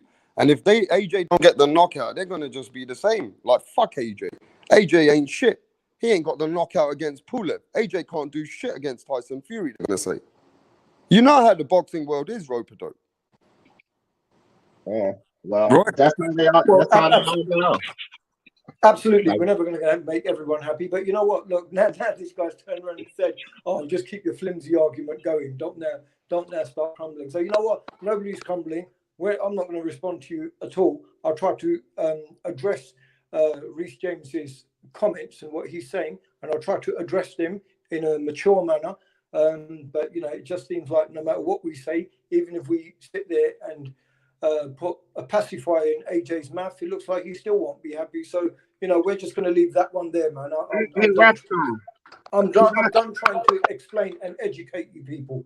Yeah, really. Reptar, if you don't mind, Reece James, you have a whole lot of comments, but if Reptar don't mind, you could join the panel and come up here and get your ass body back, because that's what I do. I debate guys. So if you have a different perspective, you could come up here and talk to me about it instead of playing chat warrior. Why don't you come up here and talk to us? And if you really think you want to debate, because I don't think you want it with me, but you could damn sure come try, and I'll show you how AJ's gonna beat the shit out of Pulev tomorrow. Because I'll body bag the shit out of you. How about that one, Reece James? Okay, I'm gonna send the link right now. I'm sending out the link right now for everybody. Yeah. If you've got a problem with what people are saying about the AJ fight, then come onto the chat. Don't just make those comments and not come and express your views on this actual panel. You know what I mean? Yeah, and I bet you Reece James won't click that link, because he appears to me to be a fucking chat warrior. I see all those type of guys on my channel all the time. They sit there and talk all this hoopla from the chat. But you come up here and talk to D. Jefferson, Reece. I've just said the link. I've just said the link for Reece James. Reece James, come on to the link. Listen, let me just explain myself, Rope-a-Dope. Before other people try and get on this chat, if you come on this chat and start screaming with no respect and don't talk boxing, we're going to get your ass out of it and chuck you out like a fucking hoe. All right? You're going to get treated like a fucking prostitute. You better respect D. Jefferson and Rope-a-Dope when you're talking boxing. Don't come personal, because these guys will dice you down and it might get personal. So if you can't handle it, don't come onto the chat. It's true, though. Right. If you get in your feelings, you better not come near D. Jefferson. I'm telling you that now. But D. Jefferson, man, you got to be honest. There's so many AJ fans are in the building now. They don't know how to take this. They themselves said that we just want the undisputed fight. They didn't think that the knockout had to be a knockout. They didn't think that AJ was really the fight. That all of America, like you, they want to see a knockout. So this is kind of like going to backfire on AJ if he doesn't get the knockout, right, D? Yeah, I think it's going to be... Look, man, he'll catch some heat. Like I said, what I'm going to say is what I'm saying now. I expect him to knock him out. But, if he doesn't knock him out, yeah, that's disappointing. So I will say that it's disappointing. But I'm not going to trash AJ over that. Because to me, knocking Pulev out or not knocking Pulev out, it doesn't really change much for me in the way I rate AJ. I don't know what his fans are scared of. And if you're worried about the haters, what I'm saying is, don't worry about them, because those idiots are going to hate on AJ no matter what he does. They're still going to hate on him. The thing with me is, I ain't going to fucking hate on him, but so much. I'm not going to hate on him at all, but I'm not going to trash him over the knockout or not knockout. But I'm just going to say AJ should have knocked that guy out. He's 40 years old. I'm going to talk my shit, but it's not going to change the way I feel about AJ. If he doesn't knock Pulev out, you think I'm going to believe that Usyk or Wilder or somebody else is going to come in there and just do whatever? No, I still think that AJ's going to beat them, right? I think nobody can beat Fury but AJ. I don't believe that any of these guys can beat AJ but Fury. And whether he knocks Pulev out or don't, that's not going to change my mind. That's all I'm going to say. It's not going to change my mind. Not the slightest. Can I ask everybody this? Has AJ got a chance to lose this fight? Not in my opinion. He can't lose this fight, right? I mean, in my opinion, everybody can lose, but like I said, if I had to put a number on it, I would say 95 to 5. 95% AJ, 5% Pulev. Yeah, we got like 20 people in the chat. They're saying Reece better not duck D. Jefferson. And Reece is on the chat. And he said, listen, I was on BFTB just now. Give me a break. I'm having a cup of tea. So Reece James, everybody in the chat, SSB, MMA champion, Brown goes, Keenich, Don Ramon said, Reece James, go onto the chat and confront D. Jefferson or you're a ducker. Bro, I don't care about you being on there with BFTB. Let me tell you something about Who is BFTB. this BFTB? Who's that? This is a guy. He's an idiot. I have actually. He's on one of my segments. BFTB, you idiot. Matter of fact, so let me tell you this, Reese James. I don't give a shit. BFTB is terrified of me. I've been calling this fool out for over 2 months. He won't even touch my panel. You think that impressed me? I will demolish BFTB, his bald head friend Fanon, and all of those idiots. And if you come up here, I'll demolish your ass too. So you don't impress me about going on BFTB panel. That dude's a complete idiot. And I will demolish him with my goddamn eyes closed, watching goddamn TV and eating popcorn. That motherfucker don't know shit about boxing when it comes to me. And dude, I'll demolish your ass too. So all the thing I'm telling you is stop playing chat warrior, unless you can get up here and back it up. Because I'll set your ass to flame. And you know what I'm going to do right now? I'm going to pull free smoke. It's free smoke on Raptor. Hate fake money. Come on to the fucking chat. But you better fucking act like a boxing guy. You better talk boxing facts. If you I'm going to give H fake money a chance because he never gives nobody a chance. I'm going to give you a chance to come and express your boxing knowledge. But if you talk shit, I'm going to hang you like a little hoe and then kick your little fucking ass out of it. So I'll give you one chance. I'm going to give fake hoe H money one chance. Come and pull up, you little bitch. Anyway, listen. Look, I'll tell you this, I'm going to be honest, D, you got to be keeping it real. I know you're an AJ fan, but one thing you got to realize, Sunday morning, we might have to pick up the shit. I mean, not we. I'm not saying you or anyone. If the knockout don't come, AJ has to pick up the shit. AJ has to pick up all the negative press. AJ has to pick up all that cloud again. I mean, to be honest, Rope-a-Dope, can you be a little bit kind to AJ? If he wins a unanimous decision and he wins 10 rounds, is that not still a good momentum? Is that not good a durability to go into the... No, let me explain. Let me explain. The only good thing that I'd say about that is he's got a nice 12 rounds in. That's what would be the good thing about him getting that. That's the only real positive I could put on it. If he gets 12 rounds in, yeah, great preparation. He's been out of the ring for over a year.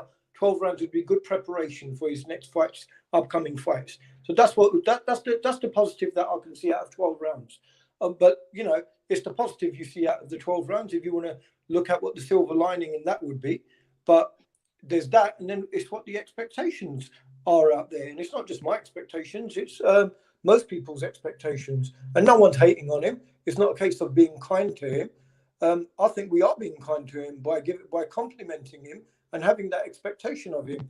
You know, like I said before, you know, we're not talking about some rookie, some freshman that's just come out of the amateurs. You know, we're talking about a unified champion here. The number one fucking heavyweight, bro. Arguably, the only other argument is Fury. This is the number one heavyweight we're talking about versus a guy Pulev. Ain't even in the top 5. Are you kidding me? And it's a number one heavyweight. This is a knockout artist. Bro, I'm going to tell you this, Rapstar, because I heard what you said. Like, if AJ does go the distance, I'll tell you something that I won't tolerate. I don't want to hear no 10 rounds to 2, not even 11 to 1. If you don't put this motherfucker out, it better be a pure masterclass, like with Errol Spence. 120 to 108. You can't let that motherfucker win one round if you let him go the distance. Not one goddamn round. Other than that, you need to knock him out. So I am going to be that harsh. If you do take it the distance, you better not lose one motherfucking round in that fight. I mean, so basically, it needs to be a shutout. You want to see a dominant performance. You want to see the man setting the pace. You want to see AJ taking away the jab from Pulev. And you want to see AJ dropping Pulev in this fight for sure, right? Right. Go ahead. I mean, at the end of the day, we're not trying to hate. We love the game of boxing. So please, AJ fans, just take it easy, man. Go and have a cup of tea or a biscuit or whatever you got to do, bro. We're not trying to hate on AJ. We love AJ. But AJ better fucking perform. AJ better get the fucking knockout. AJ better go in there and show everybody why he's the multi-million-dollar fighter. Why should everybody around the world dick ride AJ if AJ's not performing? Now, we already know this. On the second fight with Andy Ruiz, AJ changed his whole game plan. Some people said AJ was mentally weak.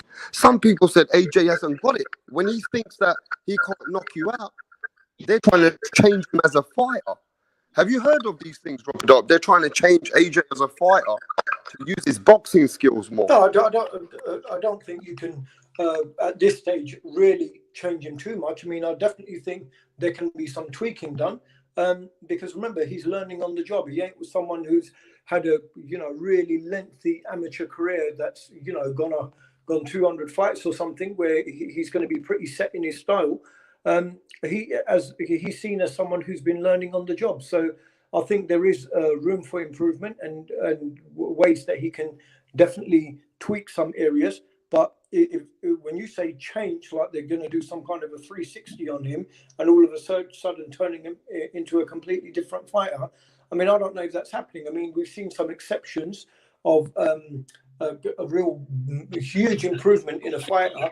Like if you want to take someone like Lennox Lewis, for example, I mean, after the Oliver McCall defeat that he had later on, I mean, the later Lennox Lewis that we saw, the one who was having his fights with Holyfield, etc., he was a different animal. So yeah, we've seen the odd instances of huge improvements in fighters later on in their career, and we know that if there's any division that can happen in, it is the heavyweights. But I just think AJ got careless in the first Ruiz fight, and obviously he boxed a sensible fight in the second fight. Now people may say, "Oh, he's staying at the distance. He's staying safe." You know, I don't understand this, man. And this, you hear a lot about this of the casual fans. Like, I mean, I'm a Money Mayweather fan, and you get people saying, "Oh, Mayweather just runs. Mayweather just runs." You know, man, appreciate what that guy does in the ring. But just appreciate what the man does in the ring. If you want to look at a record, and even Floyd Mayweather and his style gets criticized. You look at Floyd Mayweather's record; it's a who's who of Hall of Famers on his record, and he gets criticized. And you've got to look at the evolution of someone like Floyd Mayweather, for example, who came in as the pretty boy, and he was exciting, he was fast, he was knocking people out. Later on, as he grew, he adapted with his age. So give Joshua some time. He's got another couple of years, and I think as long as he keeps on going on a nice steady pace, he'll continue to improve. He's brought new things into his camp. But no, he's not someone that needs to completely change as a fighter. I think he just needs to tweak, and I think we'll see a good performance from him. Yeah, look, man, we're getting a lot of trolls in the building. I'm getting a lot of messages and personal messages. They're saying, Rapstar, they're trying to shut down your channel. Every day you're getting 20 dislikes. They're trying to come over here and dislike to try and, take our content down a bit.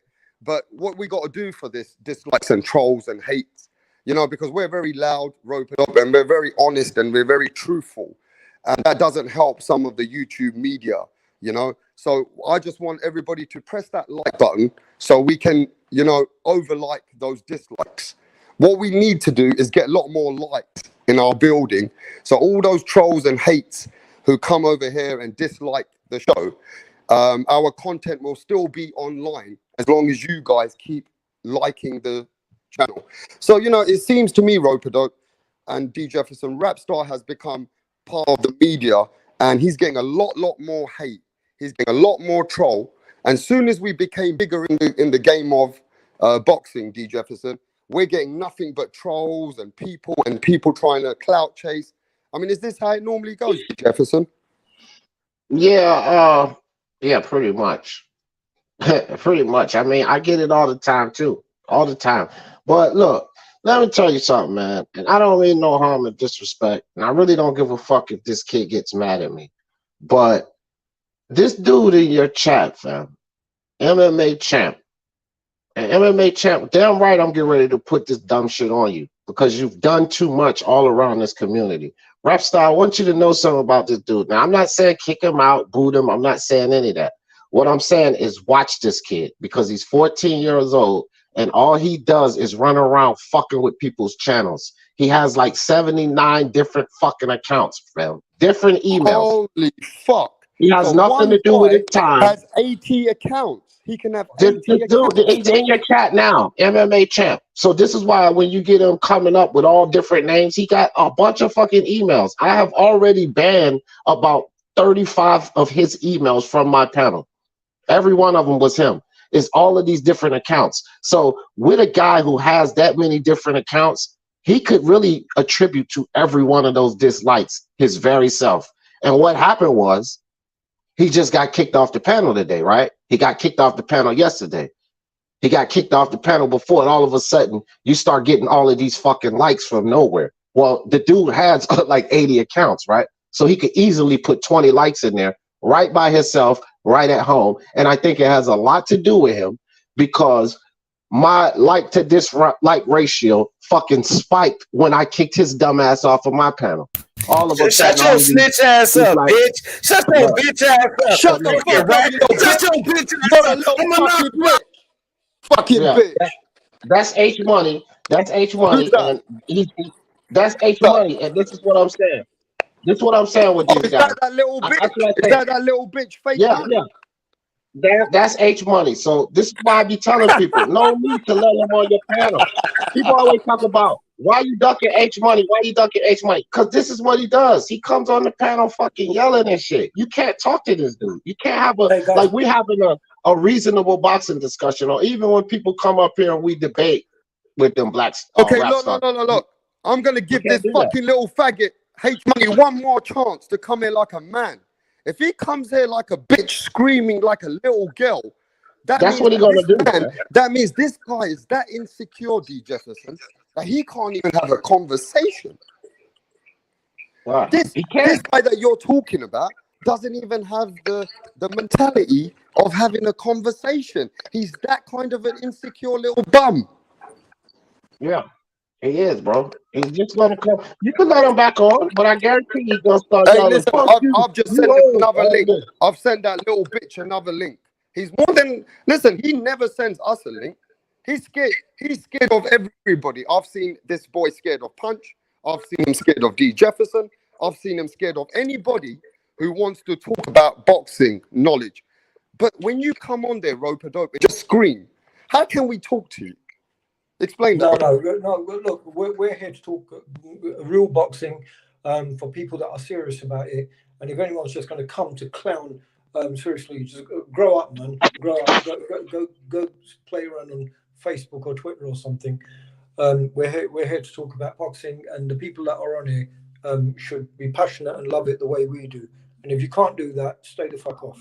Anyway, I wouldn't mind debating him. Like, I will debate anybody, right? I wouldn't mind debating H Money or anybody else.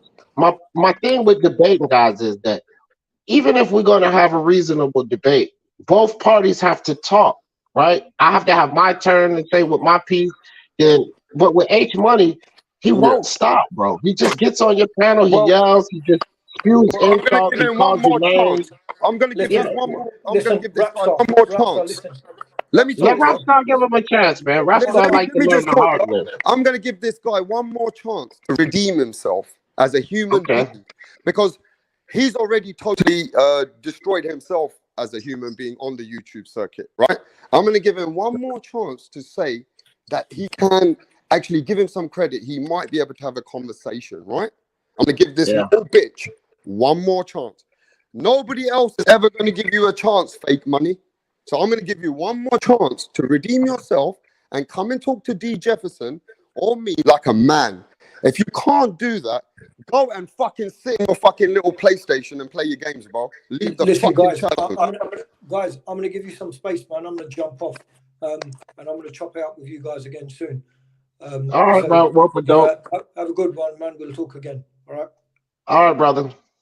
And you know what, D. Jefferson, everybody in the chat said, look, I'm a very reasonable man. I give people chances. I do, more than most people do, right? Yeah. But I don't want him coming here screaming at you, because then I can't control the panel. I want conversation. Yeah, but Rapstar, just know, I don't care what he says. He could call me an old asshole. I don't care about none of that. I'm just saying he's out of control. Fred Barbershop, he was on Fred Barbershop. Y'all know I always watch a lot of shit on Fred Barbershop. So he was over there, and Cunningham was on there. Coach Cunningham was on there. So Fred let him on the fucking channel. Fred Barbershop had to put him backstage because he wouldn't shut the fuck up. He wouldn't even let the dude Coach Cunningham talk. So Fred Barbershop said, you know what, H, man, I'm just going to have to put you backstage because you won't shut the fuck up. That's what Fred told him. He had to put him backstage. This dude is off the chains.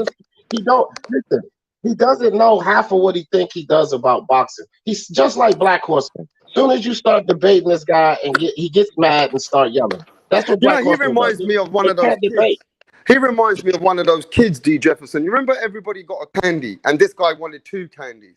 And because he never got 2 candies, he'll cry like a baby, scream at his mum, go and start pulling his hair out and slapping himself in the face.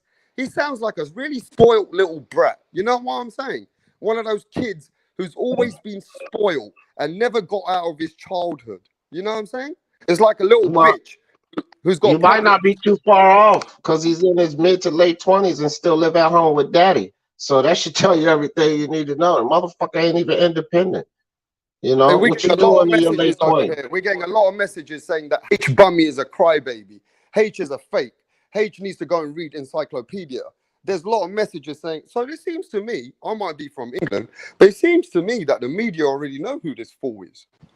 Yeah, hey, listen, bro, this dude has been kicked out of everywhere. He was a part of the LGBT, they kicked him out. He was a part of the MBBC with DC3 and them, they kicked him out. He was on Monty Brown TV, used to be on the panel there. He got kicked off of there. He's been kicked Don out of Ramon, everywhere, bro. Don He's Ramon disruptive. says, He's an idiot. yeah, Don Ramon said H Bunny is a toddler. Yeah, Hey, yeah, listen, this man. dude's an idiot. I gotta tell you though, it's good to have a bit of fun, and sometimes we can have a bit of comedy, right? So I might do a comedy show once a month and give him a chance to redeem himself if he wants to come on. I'll still give him one more chance. I'm gonna give him one more chance. Is that all right, D? Yeah, sure. I don't care. All right. I want you to give him another chance so that I don't have to hear him anymore. Because you're gonna have to kick him off again. Because Yeah, he's but an idiot. H, listen, fake money. Come on, man. Come and have a little conversation about boxing, and let's see what you know about boxing. But if you can't do that, man, go sit down and play your Nintendo 64, bro. But look, D Jefferson, it's a big fight for us tomorrow, and I just want everybody to know. Let's just talk about today. Ashley Fairfane, did he get knocked out? Because I'm getting these messages now. I didn't watch the Ashley Fairfane and Sam Egerton fight. But from what I'm understanding, he got knocked out in that fight today. That's just an update. All right, D? Damn it. Egerton stopped him. Okay, I didn't watch it. Did you watch it? No, I didn't. Damn, that fucking sucks. I didn't think Egerton would stop him. Well, I mean, it's good, but I picked Egerton to win, but I picked him by decision. So I picked the wrong method, but I did pick Egerton to win. I was pretty confident he would beat Theo Payne. Theo Payne's over the hill, man. He's like 41, 42. He's a solid boxer, but he's too old. And Egerton's a dog. Did you see that fight with Egerton and Cheesy? Ted Cheeseman and Egerton? Yes. Man, what a fucking war, right? So I don't think like Theo Payne's not ready for that kind of action. Not at this age. I picked Egerton to win, but Theo Payne's pretty tough and durable, so I thought that he would weather the storm. But if Egerton knocked him out, that's only 5 points. I just lost 5 points on that shit. Oh, yeah. Because you do the what do you The do? prediction league. And how does everybody get on that prediction league? Can you explain? It's Fantasy Boxing Prediction League on Facebook. So I'll put that in the chat. So if you want to join the Prediction League and you have a Facebook page, go to Fantasy Boxing Prediction League. I'm gonna put that in the chat. If you don't have a Facebook page, you can email Champ Ross. That's the guy who runs the league. It's Champ Raw. I'll put his email in the chat too. You can email him and tell him you want to join the league, and he'll put you in. So it's Fantasy Boxing Predictions League on Facebook. You just go to the page, hit the like, and you drop your picks. Then you'll be a part of the league. And outside of that, if you don't have a Facebook page, you email Champ, and I'll put his email in there. All right. But that's how. Hey, we've got a lot of people in the chat right now. We got France Antu in the house. We got Toby Bartlett, Dragon Leg. We got SB Chu. We've got Ronald Finkley's just pulled back up. Ronald Finkley said Egerton cooked. Finkley. Yeah, Ronald Finkley watched the fight. He said that Egerton cooked Free Fade, and he got that one wrong as well. Hey, Miguel Robles is in the house. Rapstar salute my boxing heads, chat and the panel. Don Ramon says Ronald is dudes with no life, lost in life are miserable. I don't know what that means, bro. But Jeff Luciter is in the house. You know what I mean? But look, at the end of the day, it's nice to cook it up with you overseas because a lot of fans in England are wanting to see Anthony Joshua become do a destruction. They want to see a destructive performance. They want to see Anthony Joshua come in the first round. You know how he comes in the ring with his music, with his grime music. You know how he does it, right? It's going to be a big walk into the ring. Anthony Joshua is going to come in, and you know what? We want to see a beating. I mean, we don't want to talk no bullshit, but we want to see a beating.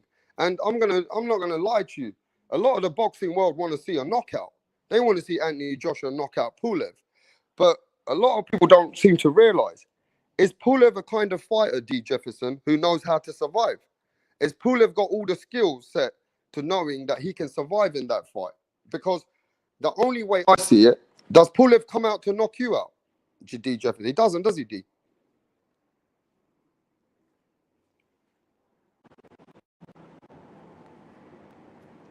Yo, give us a second, man. We just lost some people in the stream. What up, bro?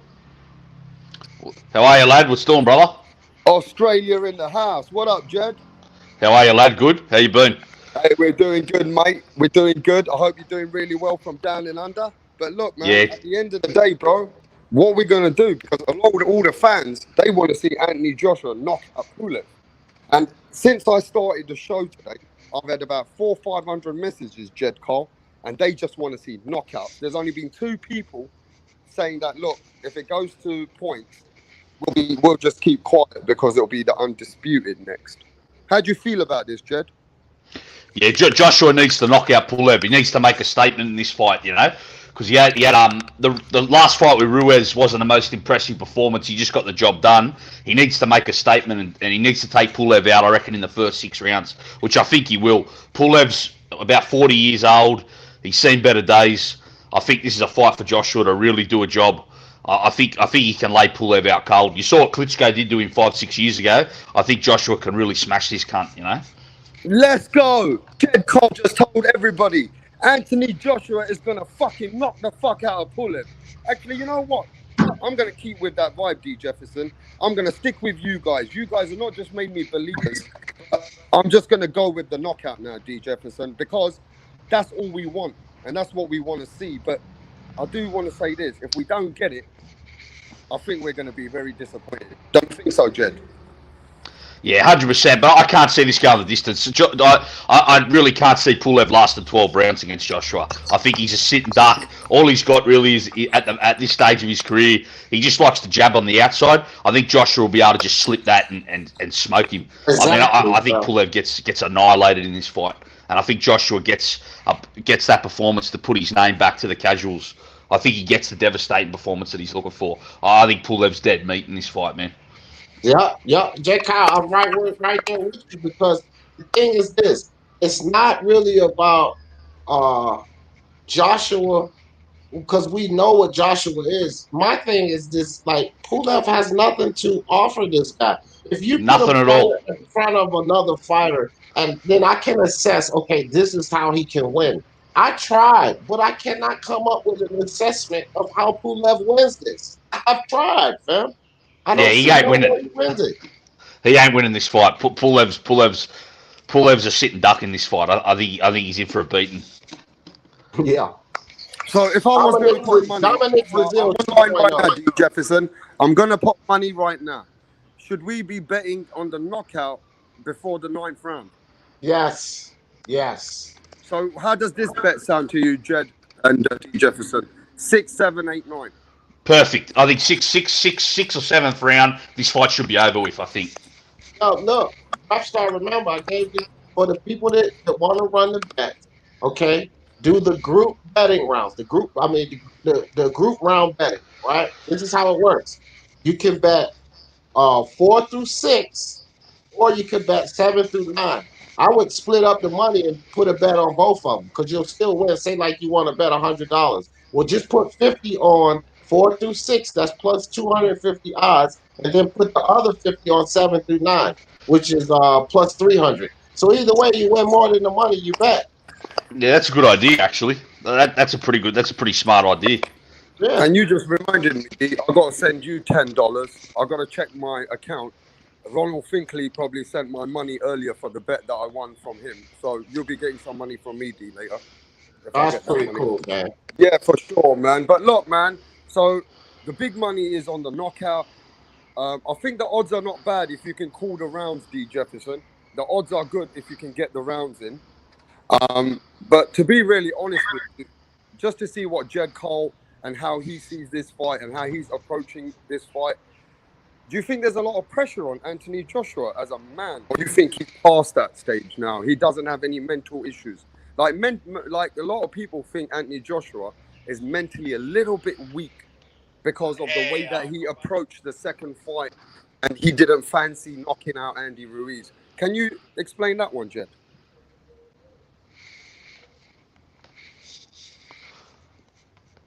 Jed, are you there? Sorry, brother. Yeah, sorry, brother. Can you just repeat that? I just cut out for a minute. I said a lot of people think Anthony Joshua is just a little bit mentally weak. When he can't get you out in that ring, like he did with Andy Ruiz, he had to outbox you and stay long and stay on the back foot. Do you think Pulev can do anything to Anthony Joshua in that ring that the game A plan goes to game B? No, I don't think so. I think Joshua should be fine in this fight. And I don't see Joshua as mentally weak. Like, the way he came back against Ruiz within a few months and switched up his game plan to win his title back, to me that showed that he was mentally strong, that he was able to adapt. So I don't really see that. And in this fight, he won't even have to worry about it. Because I don't think I think whatever he does, whatever he starts off doing in the fight will work straight away. I think Joshua will have a pretty easy time in this fight, and I think it'll be. Rapstar, you're a bitch, I think he'll beat up Pulev early on. Hey, listen, why can't you have a conversation? When I give you a chance, you little fucking pussy, why can't you have a conversation, you little pussy? Why don't you come and scream? You're a little pussy. People give you a chance, and you act like a fucking bitch. You Devin only fucking dick riding bitch. Devin ain't even Devin, you little motherfucker. You're a bitch, and we can't even give you a chance because you're such a little bitch. You little toddler, little fucking pussy. You can't even fucking do anything. You little girl.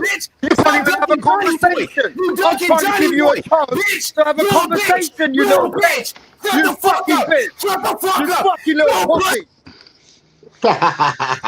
Listen, D. Jefferson, if you know I can play that game with him and he won't win. If he wants to scream, I'll over scream him. But did you just see? I gave him a chance again. Yeah, I told you, bro. I told you. Okay, watch this. I'm going to give him another chance. He can't even want. Okay, this guy doesn't even want to have a conversation. Hey, Rapstar, I couldn't hear that. Then what happened? Did some troll come in or something? I couldn't hear the other person. What happened? Tell him, D. Jefferson. Listen, that's H Money, the dumbass. Okay, listen. This dude, he has a mental imbalance, guys. Like, I think something's really wrong with him upstairs. I'm not even being funny. I'm not trying to tell jokes. I think maybe he's medicated or something, but there's something not right with this dude upstairs. He's mentally unstable, man. Because he can't have a regular conversation. He can't sit here and have a normal conversation with this dude. Something's fucked up with his head upstairs. So what? Is he just a troll? He goes around trolling and that. Is that what the lad does? He actually has a channel, but when it comes to trying to debate or like, he just loses his fucking mind. But then, not just a troll, but he's a pure idiot. Kyle. He called up Teofimo Lopez Sr. on the phone, acting like he was part of Team Haney's fucking. Fucking hell. Like, he was Team Haney, and he was calling him, acting like he was gonna negotiate a fight. Like, this dude is fucking mixed What up. a spinner! What a spinner, eh? Hey, you know what the funny thing is though? You got to overshout him and not give him his clout. You know. And at the end of the day, the problem is with him, Jed. I keep giving him a chance to come here and express his situation in boxing, but the man can't talk. He comes there screaming like a little bitch. So yeah, sounds like it's a problem. And everybody keeps telling me, Rapstar, block this dude. Rapstar, please, let's talk about boxing. Rapstar, get rid of this little bum. You know what I mean? I still keep giving him a chance. Yeah, if you're gonna have somebody like him on your panel, it's just my advice. If you're gonna have a guy like that on your panel, you have to have your hand next to the remove button. I'm not saying to kick him off the panel, but put him backstage because he won't stop. So you can let him say something, then you like, boom, put him backstage so that you can respond to it. Other than that, he's gonna yell nonstop. He's not gonna let you get a word off. He's just gonna but this is my house. This is my house, and he needs to respect my fucking rules. He got to respect my house, No, brother. he's not going to respect the rules. That's what I'm trying to tell Well, you. then I'm going to kick him out like a little hoe. And let's get to Major Key in the house. Yeah, salute Major Key. What's up, brother? What's up, man? Salute, what's going on, brothers? Hey, Major Key, man. We're talking about Anthony Joshua and Pulev, and trolls are coming in like cockroaches. Trolls are coming from everywhere, I told Major you that Key. when I first met you on my chat. When I first met you, I told you that shit, bro. I said these fucking trolls don't rest, man. Like they don't rest. I mean, you know what I mean? Like they try to flood my channel, my first live, and I just had all the wrenches. I was like, no, don't time them out. Like take them out. Like ban them from the channel. They're gonna have to create more fake accounts to keep up with me because they're gonna get banned every time they come there. You know what I'm saying? So they're aggressive. They're aggressive, but at the end of the day, man, this dude, man, like D said, he got a mental issue, man. I had an argument with this dude for an hour, bro. I had him sweating. I made him leave his library. You know what I'm saying? With those old ass encyclopedias that you see in the background, I made him leave his library, but that was after 30 minutes of me negotiating with him. You know what I'm saying? Like, yo, prove to me that you can leave. Prove to me that you can leave. You know what I mean? And he finally left it, you know? So he's a funny dude, man. But, you know, like he's I don't know, he's delusional. So I don't really even talk about him anymore. But since I popped up on the channel right now, and I literally caught y'all in the middle of your argument, you know what I'm saying? I had to mention that. But, yo, Josh from Pulev. Pulev, you know, Pulev is, to me, he's going to stand a chance because we've already seen that Joshua could be dropped. But I don't believe that. I believe that Joshua is young, fresh. I think he learned off his mistakes. I think, especially after that Andy Ruiz fight, you know what I'm saying? Like, he's seen that he could box from the outside, and I think that's what he's going to try to do. You know what I mean? And he can hit. You know, he can hit himself. So it's not like he's afraid of landing a punch. It's just like now he's aware that, yo, shit, I could be dropped too. So, you know, so I think that it's a little more awareness now, and I think that that's more dangerous for Pulev because, you know, Pulev over the years has shown that he could get down with the best of the best, but he's never really, you know, shown that extra that we need to think about him as special. You know, he just shown himself as a great competitor, but, you know, nothing extra. So that's the way. But I'm not really looking even forward to that one, man. But, you know, I'm looking forward to something else, but I'm not going to talk about that right now. Yeah, but I want you to tell me, are you seeing Anthony Joshua knocking out? Shooter hanging out. Did you say, Major Key, did you say that Anthony Joshua is going to knock Pulev out?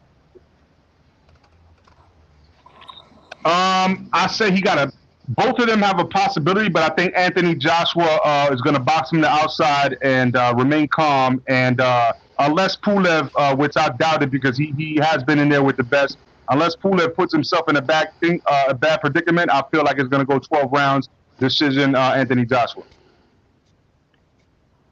12 rounds. Because you're talking about a vet. Pulev is a vet. I know heavyweight, anything could change in any second. I get it. But I think that Pulev is not going to be stupid, and I think Anthony Joshua learned off of his mistakes, and he's going to try to stay on the outside. And he's had like over a year to actually, practice staying on the outside, like what he was practicing when he went to fight Andy Ruiz Part 2. Hey, I just need some help. I need some help for my European guys over here. Have you got another fight coming up, D. Jefferson, with Shakur Stevenson this weekend, right? Yeah. So can you, if you don't mind, can you tell us what fights are occurring in America on the same day as Joshua and Pulev, so we can at least let the channel know? All right. Well, on the ESPN card, some interesting fights actually because this guy Topa Clary that Shakur Stevenson is fighting is not going to be an easy fight for Shakur Stevenson. He's a tough guy. He only has 2 losses, and I definitely expect Shakur to win, but I'm not just going to breeze through Topa Clary. So that's an interesting fight. Also, we have Felix Verdejo is going to be fighting Masaoshi Nakatani. Now, Nakatani was the guy that took Teofimo Lopez 12 rounds in a very tough fight. So this is a really hard fight for Felix Verdejo, but I actually think the upset is in I think Nakatani. Well, it won't be an upset because Vegas agrees with me. They have Masaoshi Nakatani favorite, although a lot of fans have Verdejo favorite. The next American fight. Look, man, I love Clay Collard. Clay Collard he's not a great boxer. Let's not get it twisted. Hold up, D. Yeah, D, can I correct you 1 second? Because Mark actually was on a different channel the other day, and he pointed out that the Las Vegas odds gave more of a chance for Felix Verdejo to beat Nagatani well, actually, they gave more of a chance for what's his name? I think it was Pulev to knock out Joshua than they to knock Verdejo. Some crazy. It was like in the 1200s, like odds in Las Vegas, and he pointed out. I think it was on your channel, Rapstar, wasn't it? no, I think it was well, I don't know, but Hey, D, can you take over the chat for just 4 minutes? I'll be back. Yeah, I just got to do I got you, Rapstar. I got you. Keep cooking it, bro. Go ahead. All right, I think Glenn, I believe that I remember Mark saying that, but I'm checking my books right now. But he was referencing to the chances. But look at the book right now. The last time I checked the book, Nakatani was favored in the fight. Wow. When he was talking about the odds that the difference in the odds for Pulev to beat Joshua and like that. But let me see. Okay, here it is. Again, no, they have shifted the odds. They shifted them. So that's a good bet, man. Anybody want to make some money? And trust and believe, Rapstar will tell you guys, if somebody want to make some money, I'm definitely betting this fight. This is I'm putting this in one of those dollar parlays.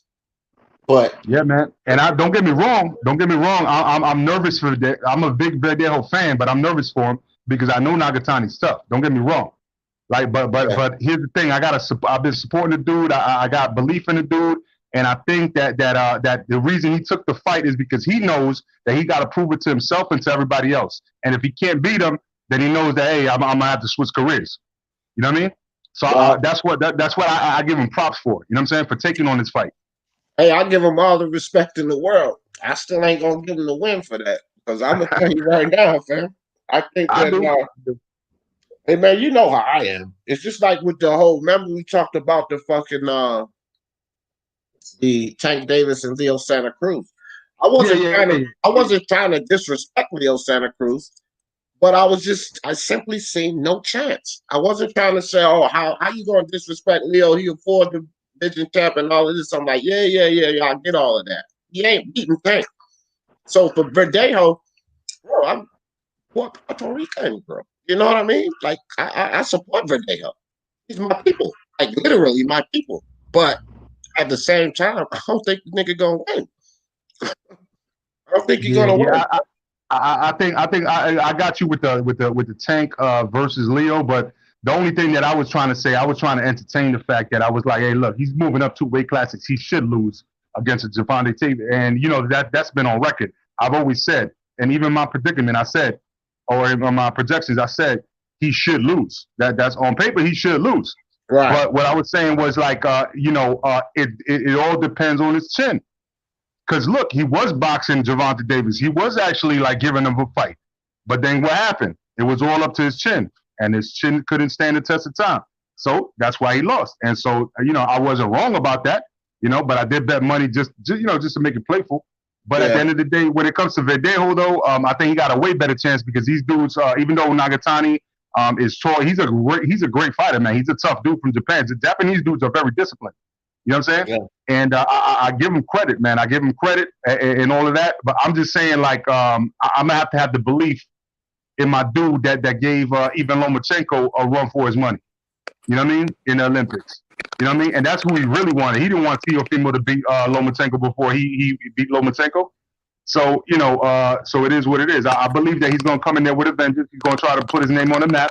So let me ask you this, D. Look, because we don't know. We're not psychics, right? You got Nagatani. I got video. Glenn, shut your fat ass up, Glenn. Shut your bitch ass up, Glenn. Fuck you mean you so old. Get off my You dick. shut the Get fuck off up, my hey, dick. you little baby. You little fuck. You a bum rider. You little fuck. You little bitch. He's You're a fucking little bigger than bitch. me. You trying to clout chase on us, bro. You trying to clout chase. England already know you're a little bitch. Listen, you can't even have a conversation, you little maggot. You can't have a Like a bum in the conversation, building. motherfucker. You little bitch. You little bitch. I knocked your fucking ass out with your finger. You little pussy. Snatch me up, Fred. Who got next? Hey, it's Bummy in the building. Hey, Snatch listen. me up, Fred. Who got next? Hey, I'm gonna listen, stick you this know comb what's in my funny? ass. Let me tell you what's funny. I actually wanted to do that, so you know what? Give it a little bit of spice. Yeah. I don't even respond to that dude, bro. He came on to whose other channel? I was just on somebody's channel the other night. He came on there yelling, and I just blood boxing. And he came on there yelling, so I just kind of sat back. And Hey, eventually, but you Blood- gotta appreciate this, Major No. Key. No, but I Blood want just- everyone to listen to this. We must have done something that we're free in his rent space in his head, right? Everything he's doing, he's wasted 2 hours, Major Key, just to come on here and scream. Man, look, the day that I met D Jefferson, I don't know if D, well, maybe he doesn't because you know he already had a channel, but D Fake Jeff, money, bitch. Go ahead. yo, D Jeff, I'm gonna be honest with you. The day that I subscribed, I went to your channel to listen and subscribe to your channel was the day that you were having a debate. Well, actually, you were on Punch's channel, and he came on and started wilding. And you just started laughing. He's like, "Yo, this dude just doesn't like me for some reason." You know what I mean? Yeah. And that was the day that I went to your channel to check it out, and then I subscribed. And Guido was telling me, "Yo, that's a good dude right there." You know what I'm saying? So I subscribed. You know what I mean? Right. But that was the day that it happened. It was when he came on Punch's channel and was going at you when you was on the panel for no reason. Right. You know And what I I mean? was laughing So at he him. got a repertoire of doing that. Yeah. Well, see, the dude. What happened is this is the whole story between H Money and myself. That dude don't like to get embarrassed. Well, he tried to debate me, so that should explain it. I embarrassed his ass, and ever since I embarrassed him, that's all he ever does now.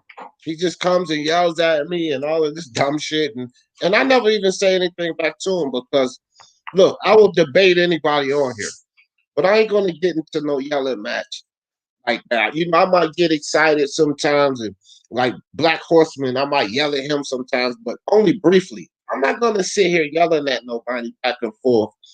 Like the free smoke platforms and shit. A lot of times I sit in the chat. I don't really, you know, when I get on the panel, like even those kids, the MXBC, and those motherfuckers are off the chain. But when I get on the panel with them, as soon as all that yelling start back and forth, I just leave. Now, if we just sitting there cracking jokes on each other, talking shit, that's one thing. But bro, I'm not gonna sit here and yell at anybody if we're not yelling about boxing and we're not taking turns yelling.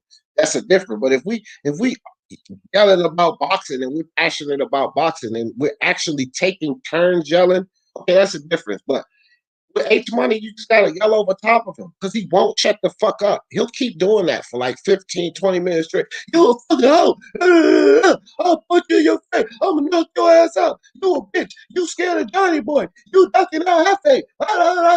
Like, bro, what the fuck is that all about, man? That shit is fucking retarded as hell, dog. I'm not doing that. Hey, look, man, let's keep it to boxing. So what's the outcome of Shakur Stevenson? Who's he fighting? Who's Shakur Stevenson fighting? He's fighting Toka Clary. He's fighting Toka Clary, and I think the outcome is unanimous decision by Shakur Stevenson. But then, like I said, Felix Verdejo, I think on the ESPN card, my personal opinion, the best fight is Felix Verdejo and Masaoshi Nakatani. But also, another one of my Puerto Rican guys, Edgar Berlanga. The kid is 15-0 with 15 knockouts, all in the first round. Edgar Berlanga is going to be fighting. I think the guy's name is Ulysses Sierra or some shit like that. Yeah. And Elvis Rodriguez too is fighting. He was thrown on there. Oh, really? I didn't even know about that. Elvis Rodriguez is fighting. But let me ask you something, yo, real quick, man, because this is what we were talking about before this fucking asshole came up here. So if let me ask you this honestly. So I know you got Nagatani. I have Verdejo, right? So if Verdejo beats Nagatani, right? Right. Will you at least admit that he got some clout in the 135 division? But see, that's the thing, Glenn. I'm a fan of Felix Verdejo. But that's my peoples. That's what I was saying. Like I support all Puerto Rican fighters, every one of them. So I'm not. I'm not. It's nothing against Verdejo here, but it's just like this. I'm a fan of Errol Spence, right? And you know this. I'm a huge fan of. But when they started talking that Canelo shit, I'm like, bro, get the fuck out of here. Spence ain't beating no Canelo. So just because I'm a fan of a guy, I support him. If I see him getting into a fight that I think he's gonna lose, that's just that. But it doesn't take anything away from what I feel about Verdejo. I don't. He already gets credit from me, right? He already gets full credit from me. So yeah, if he wins against Nakatani, then good. I would be happy because if I'm rooting for Felix Verdejo, I want Felix Verdejo to win. I got respect for Nakatani, but dude, who the fuck is Nakatani? He's just a guy that gave Teofimo a tough match. I'm rooting for Felix Verdejo because I'm a fan of his. If he should get through Nakatani, that's beautiful. That makes me feel better about my guy, right? It makes me Does feel anybody better. know who Intangible is? We have an Intangible in the Yeah, no, back of he's the house. he's You know? good people. Yeah. He's cool. He's cool. Intangible. Yeah, Intangible's cool. Y'all some bitches. Shut the fuck up. You little fucking Shut your bitch fucking ass up. gay You bitch. just Trey Jones. You're a little You just pussy, Trey man. You Jones. can't even have a conversation, H. I keep offering you to come to have a conversation, and you can't even redeem yourself. You need mental help. You need to get H Money a sponsor for mental health. I need donations for H Money to get mental help. You need mental help, you fucking little bitch. Okay, look, we need some donations for H Money's mental health.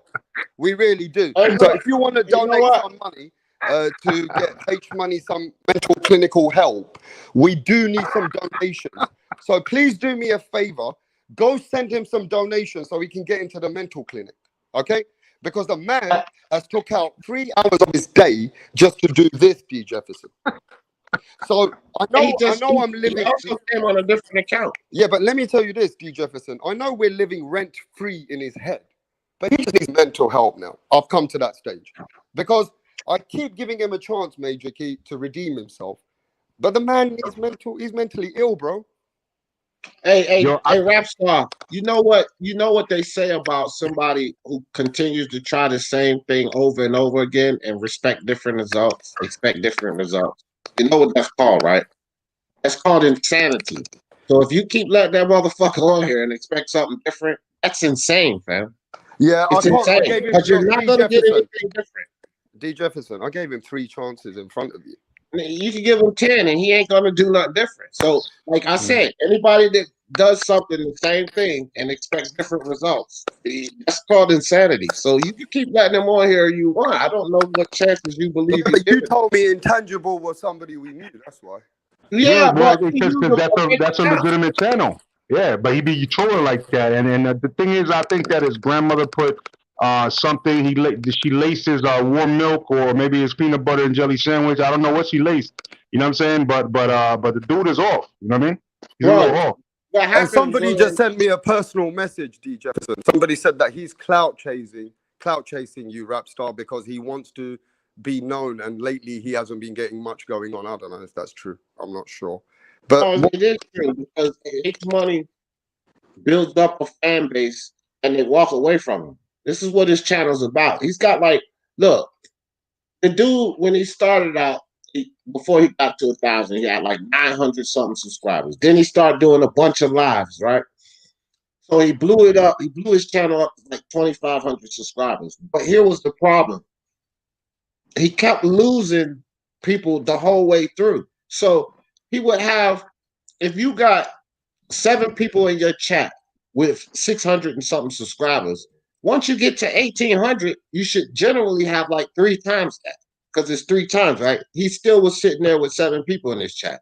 So he got his goddamn shit up to 4,000, and now there are people in his chat, but it's going to dwindle away again because he's an idiot. You can't keep people around with that idiocy, fam. He's a fucking idiot. Is that you, Punch, or is that a troll?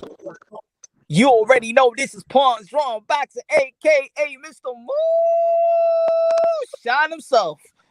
Hey, Come on, man. Of Punch, course Punch, it's let me me, speak man. to Punch. Bro, the channel has been blowing up.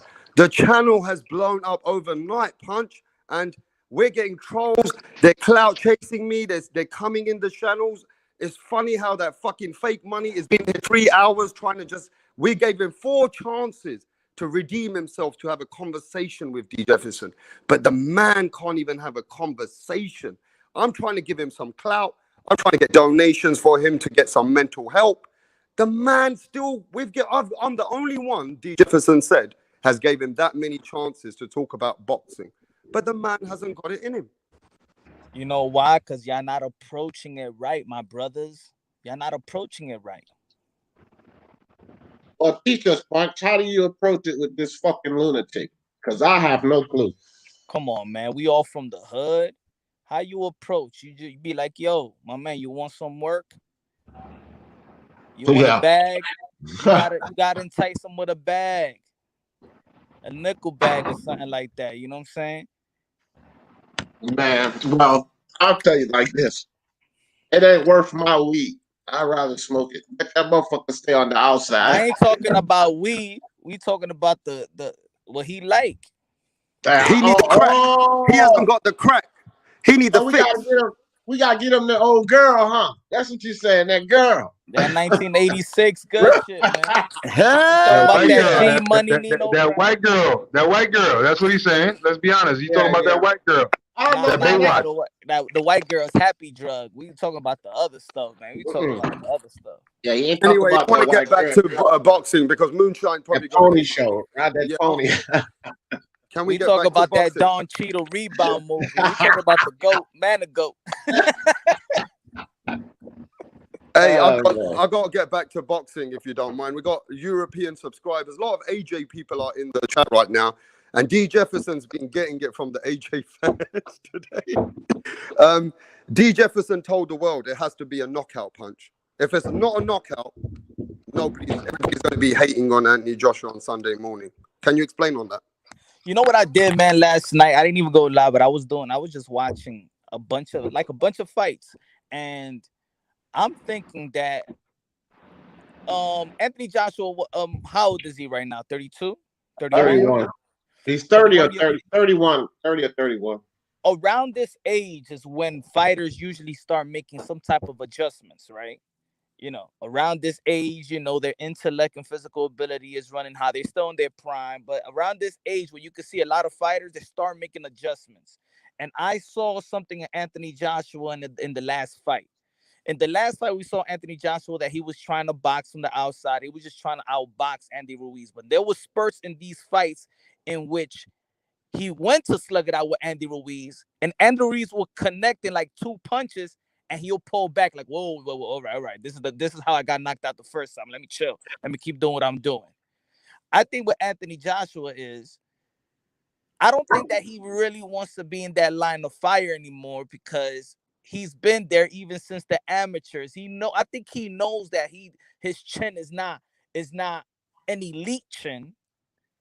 So he knows where he could land if he really wants to bang out. He knows where he could land. But then he also figure out that he could actually make adjustments and actually could outbox a person. Now, I do think that Pulev got a good 1-2, but it's very repetitive. You could cut and paste as 1-2. It's 1-2 or over right or 1-2 to 1-2 to the solo plex. That's all he really does, and it's just repetitive. And sometimes he might want to bully, but then he'll pull back out. I think it's good for Anthony Joshua to. I don't think I think that Pulev will come out first couple of rounds, but then I think Anthony Joshua will stop him in the 7th. But it will be a smart stoppage.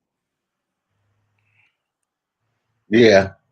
Well, for what round you think, Punch? Around what round? I say 7. 7. Okay, that's not far from where I got it. I got it 5, but I can see that. Let me ask Punch this. We had some people come in earlier and they said, don't you think Pulev will become extra defensive and he will know how to survive in that fight? No, I mean, I think Pulev just got that one style, and I think he's gonna come out. You know how old? I think old guys fighters, they come out blazing. They look great in the first 2 rounds. Yep, that's They where look, I'm at. so I think he's gonna come out. He's gonna test. He's gonna go full throttle that first 2 rounds, and then Anthony Joshua will start breaking them down very scientifically. Put it that way. Hey, D. Jefferson, I've got people in the back again, and it seems like I don't know if they're trolls or not. You want me to let them on? I mean, just keep your hand by the remove button. It's your channel. It's probably that silly ass H Money on Look, another man, I've been account. dealing with trolls all day, man, and I still fucking have it with trolls, but I can't help it if the trolls don't know how to I talk. mean, you know, look, man. I deal with them every You day. yo, Trolls are yo, little bitches, bro. I'm ready to talk to them, but they don't know how to talk, bro. just tell them how to remove them, because I think it's J Blues. J Blues is cool, but it's not really J Blues.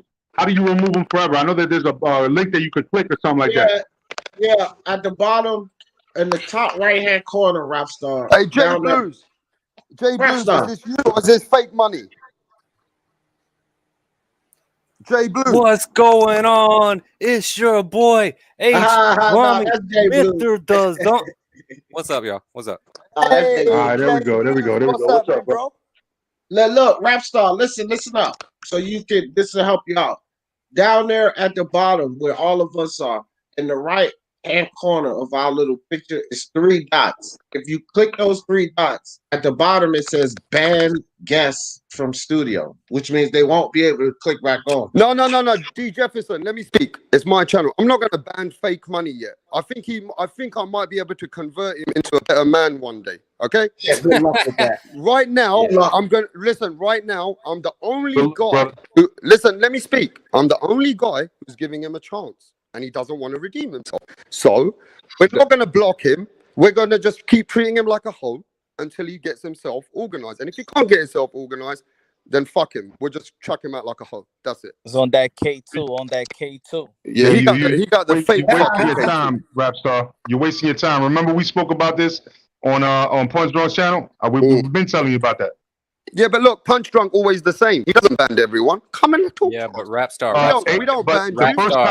first time that H Money that I met H Money was on Punch's channel, and he was going at Punch, and everybody was telling him, "Yo, kick him out," and we wanted to kick him out, and like, "Yo, kick him out. What the fuck is you letting him talk for? You know, this and that, blah blah blah blah blah blah blah blah."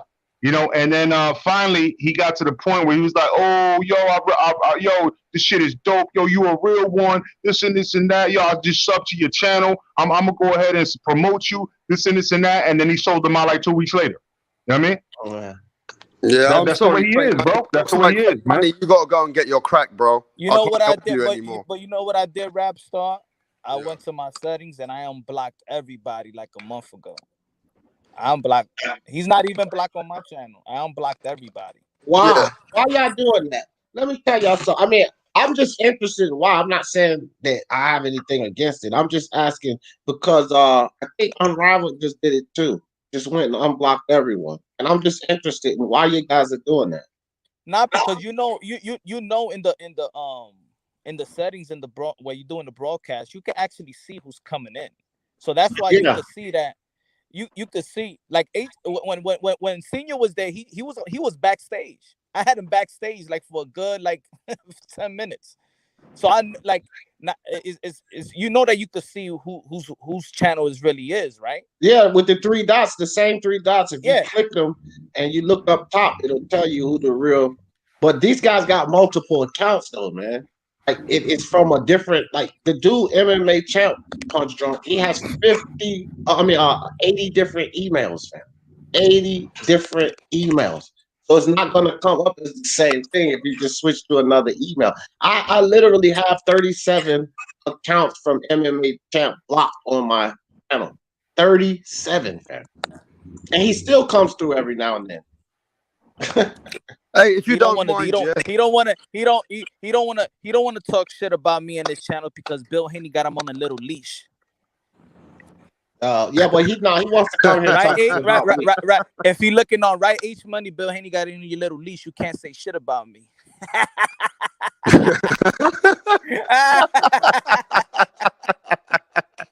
Hey, I gotta tell you this though. European subscribers said we don't look at H Money. He's full of shit. We went on there once, we never go back. So the European guys want us to keep talking about boxing. Blues, who's gonna win this fight tomorrow, bro? And how's it gonna go down? Definitely not old Puddinhead Pulev. I mean, dude, he's washed up. He's at the end of the road. He's looking for one last hurrah. He's at the weigh-in talking about, "I'm amazing, man. I show you tomorrow." And how many times he let AJ stick his finger all up in his face? I was like, dude, smack that hand away. Like, do something. Yeah, he getting fucked up, man. He has no outside game. He has no jab. I mean, you can argue that, but his whole thing is getting mid-range inside and throwing that. Blues, okay. I do need to stop you. I'm looking at his best attributes. D. Jefferson, isn't Pulev's best attribute a jab? Yeah, it is, but he has a jab. A great jab. It's not, but see, that's what I was saying on my channel. That's his strength. That is Pulev's strength, his jab, right? But bro, his jab is comparable or comparable to AJ. It's not like he has a superior jab to AJ. So if that is your strength, your jab, and the fighter across the ring from you, his jab is comparable, and everything else he is superior to you in, how the fuck does Pulev win? And he doesn't have some outside game like mastered to where he's gonna be able to hit and not be hit. Like his whole thing is charging in with the same predictable lazy 1-2, which he almost needs to be inside of mid-range to do. AJ's gonna eat him up mid-range, left hooks, uppercuts. I mean, come on, he's got the size on him, bro. He's got youth on his side. Like Punch said, Pulev gonna come out guns blazing the first couple rounds, and after that, he's gonna slowly taper off and get picked apart. Between 4 to 6, he's gonna get stopped by AJ, in my opinion. Yeah. You know what he was doing was actually illegal too. Now it's funny. I'm talking about what gloves you mean? right now, but because when you're checking your gloves, you're not supposed to be pressing on the glove and really banging on your glove, right? Punch. D, can you take up the show for 3 minutes? I've got something to do, please. I got you. I got you. Hey, when you in the checking on the gloves, when you getting your gloves approved, you're supposed to. The fighter is the only one that's supposed to check in the glove, but he's not supposed to be smashing his glove and pressing on it until that's the for sure glove that you're gonna use, your primary glove that you're gonna use come fight night. So you saw when him and AJ, when they was on the table checking the glove and he was pressing and he was banging on it. You're really not supposed to be doing that. You knew that. You know that, right? Yeah, push it. It divides the especially horsehair gloves. It pushes the hair to the side. It exposes your tape more, so it's used for a harder punch. Exactly. Until the commission, until you do the wrapping, you put your gloves, and then they market it. That's when you could do whatever you want to do with the gloves and shit like that. Okay. But it was funny because he was doing it right in his face. I was like, yo, he can't do that shit. Or I don't know how it is over there though. So let me retract because I forgot that's the UK, so they do got probably different rules.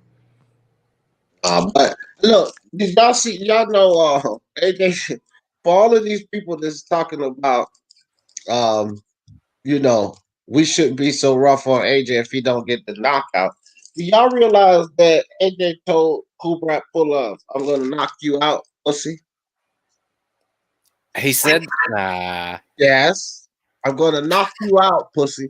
Now look, he don't talk like that, bro. I know, but look. Don't get it twisted. Did you see AJ with those cats? He was with some New York cats and shit. He talk shit. I mean, he don't. AJ talk a lot of shit, bro. Talk shit. I don't know why people think AJ is no fucking angry. He talk shit. He told Pulev, "I'm gonna knock you out, pussy." You know what it is? AJ fans talking about some goddamn decision. AJ even talking about a knockout, man. You know what it is. You know what it is, and this is it's like no pun intended. I think for Americans, since the English is from the UK is so proper that when they do talk their shit, it doesn't sound like offensive to us. It still sound proper to us. Yeah, that's what it is. Yeah, that's true. But yeah, AJ talks shit. I don't know why people think.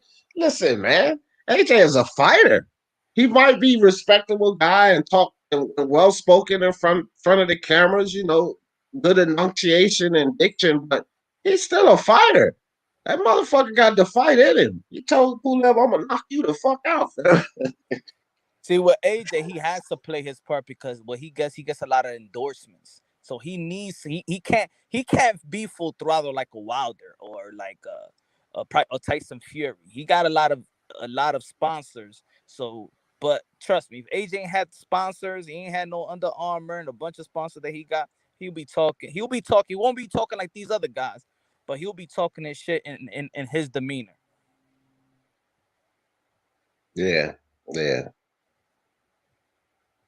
I think a lot of people sleep on his nice demeanor as like him being weak or not mean, kind of like Holyfield back in the day. Right. Like, oh, he's a nice guy. He's not a savage. Nah, you don't even know. He's a fucking T-Rex when he turns it on. Like, the dude's got dog in him. That's why I don't like motherfuckers starting to question his heart and all of this kind of shit. Nah, fuck that, bro. He's got dog in him. Anthony Joshua, man. I don't know. Look. I don't understand how people could see a champion like this. And I always find myself talking about Anthony Joshua, and everybody knows I'm a Fury fan, but I don't understand what a guy like Anthony Joshua. I wish he was an American heavyweight. Let me say that. Like, that's what I really mean that. I wish Anthony Joshua, with his gusto, with his drive, with his desire to be the best, I wish he was an American heavyweight. I don't understand how you could hate a guy like that. I mean, when it comes to him presenting himself in front of the cameras, like I say, he's well-spoken. You know, he doesn't say these god-awful things. He conducts himself properly. He shows up in the ring. He tries to fight the great fights. How can you hate a fighter like this? Why? Why, bro? Like, AJ is everything to me you should want in a fighter. He really is. Like, what the fuck? I don't get it with these fans, man.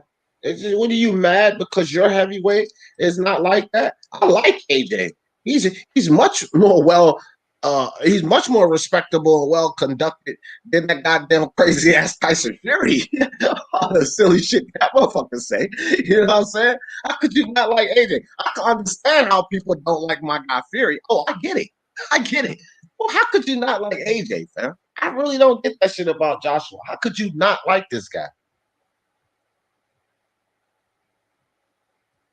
because he's a nice, respectable, humble. Same reason people don't really gravitate towards Stipe. He's just a normal person. He isn't some asshole who yells his name and proclaims how great he is. You know what I mean? He just kind of does it. Yeah, hey, listen, I'm back. Because he intimidates dudes, and he could get your chick. That's why. Yeah, but I want to say this, D. Jefferson. He might be a nice guy. He might be humble. But people want to see that mean side about Anthony Joshua. They're sick of this fucking Anthony Joshua being really nice. They want to see that mean side about him in the ring. And I'm not Then tell him to open their eyes. Because when he gets in that ring, all of that nice guy, he switches that shit off. Watch him in the ring. That's why I say he's a fucking dog. He is a dog, fam. Yeah, but if he doesn't perform tomorrow, I'm not going to lie to you. If Anthony Joshua or any one of his camps or his friends and family, if you're watching my show, I've been on for a few hours.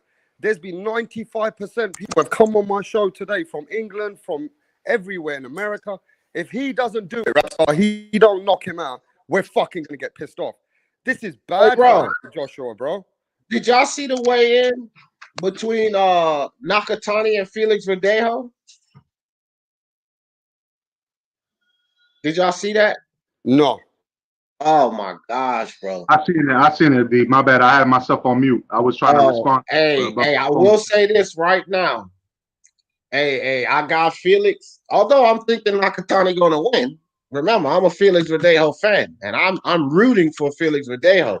But I was just looking at this weigh-in. Hey, Verdejo looked good as fuck. He looked good at that weigh-in. He don't look ashy. He look in shape.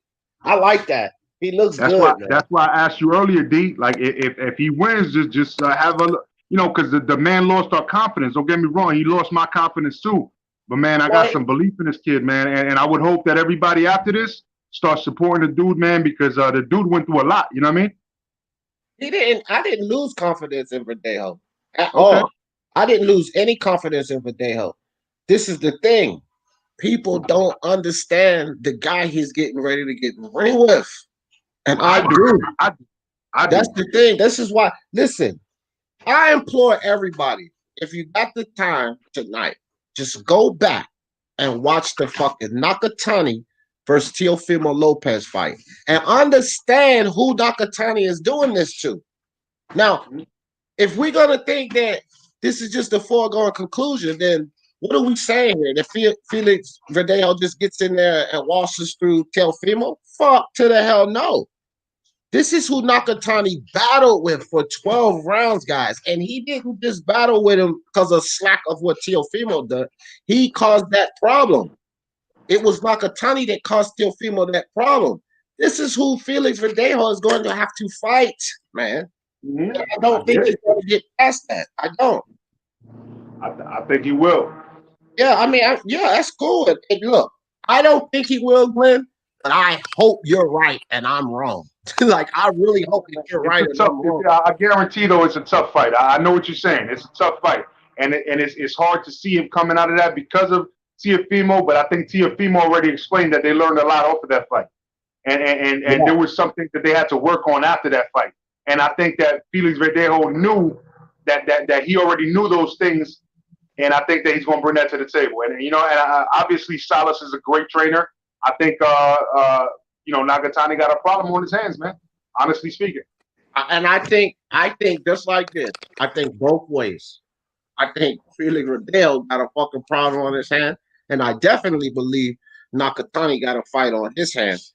But man, I'm just like, again, Barada, Kosei Tanaka, Naoya Inoue, I look at these guys, Naoshi Nakatani, Takashi Inoue.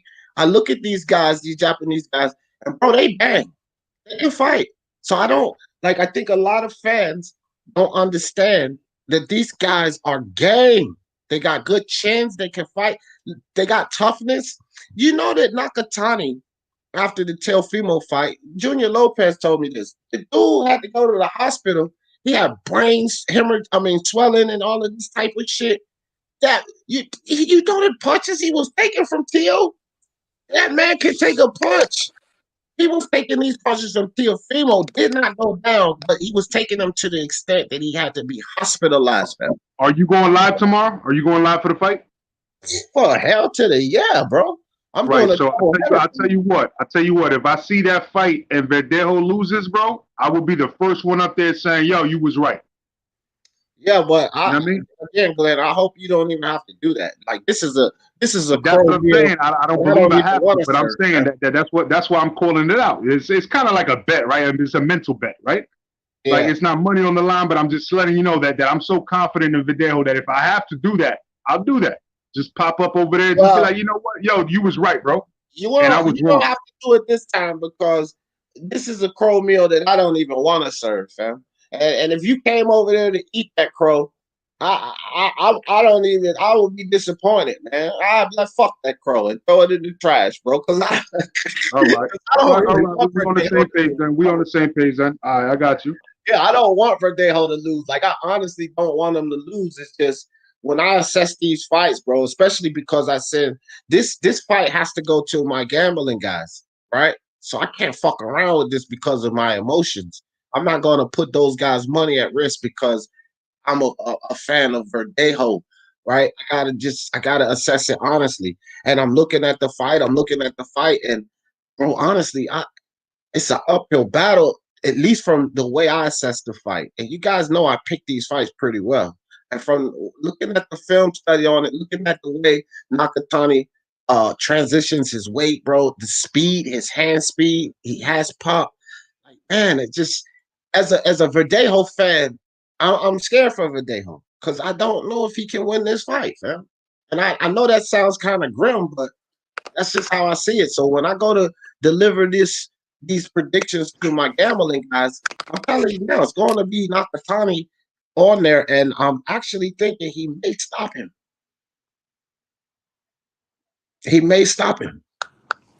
But we also need to know how true it is that did Nakatani suffer any injuries after the Teofimo fight? I want to know about this. Yeah, he did, because I looked it up after Junior told me that, and it was true. What, he really suffered a little bit of bleeding in the brain? He suffered a lot of. He had to be out of the ring. He couldn't spar and all of that shit for Yeah, months. he was Yeah, basically that was true. That was true. Yeah, that was he true, was bro. he, Fimo he fucked was him up. basically retired. He was basically almost retiring. Yeah, Fimo fucked him up bad, fam. Like, So don't you that's think what I'm saying. don't you think that psychologically plays into the dividends of the fight? No, because here's one thing about these Japanese fighters is, isn't it okay, the samurai spirit, right? Now this is Fucking some right. real shit, guys. This is some real shit. The honor and the summer, they don't quit.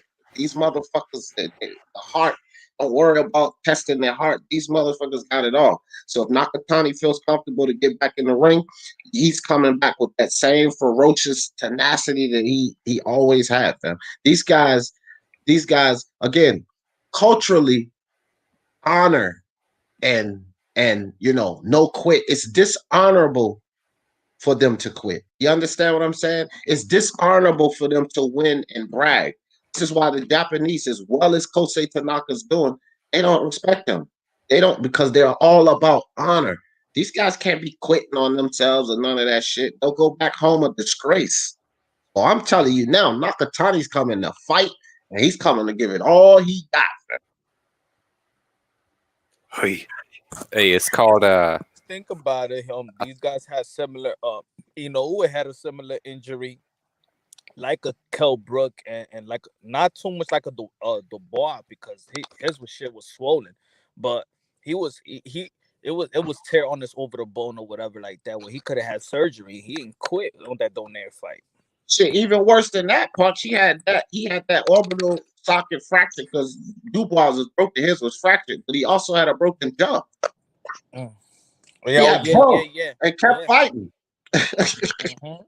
These Japanese fighters ain't quitting, fam. And that's another thing that fears that I'm scared. Not really scared, but that my concerns for Verdejo, because it's not about what Verdejo brings. That dude can box. He's a beast. But bro, I think that there's a terrible underestimation for Nakatani. And we look at Verdejo, right? We look at Felix Verdejo, and then kind of look at Teofimo Lopez and the situation he was in, right? And so the reason Nakatani was such a tough battle for Teofimo Lopez is because he'd not been in the ring with anybody like that. You look at the Edith Tatleys and fucking Magdalenos and Pablo and all of these guys, man, they weren't on the level of no damn Masao Nakatani. Then Masao Nakatani came in there with all of that height and that range, and he could box like that. He gave fucking Teofimo fits, man. He gave him fits because he had not been in there in the ring with somebody on that level. On the world level, Nakatani was ranked higher than Teofimo when they went into that fight. Now, the reason I said all of that, because who the fuck has Felix Verdejo been in the ring with on that level? So the fact that it caused Teofimo all of that problems because he's never seen a guy like that. Now, with Verdejo, who's he fought?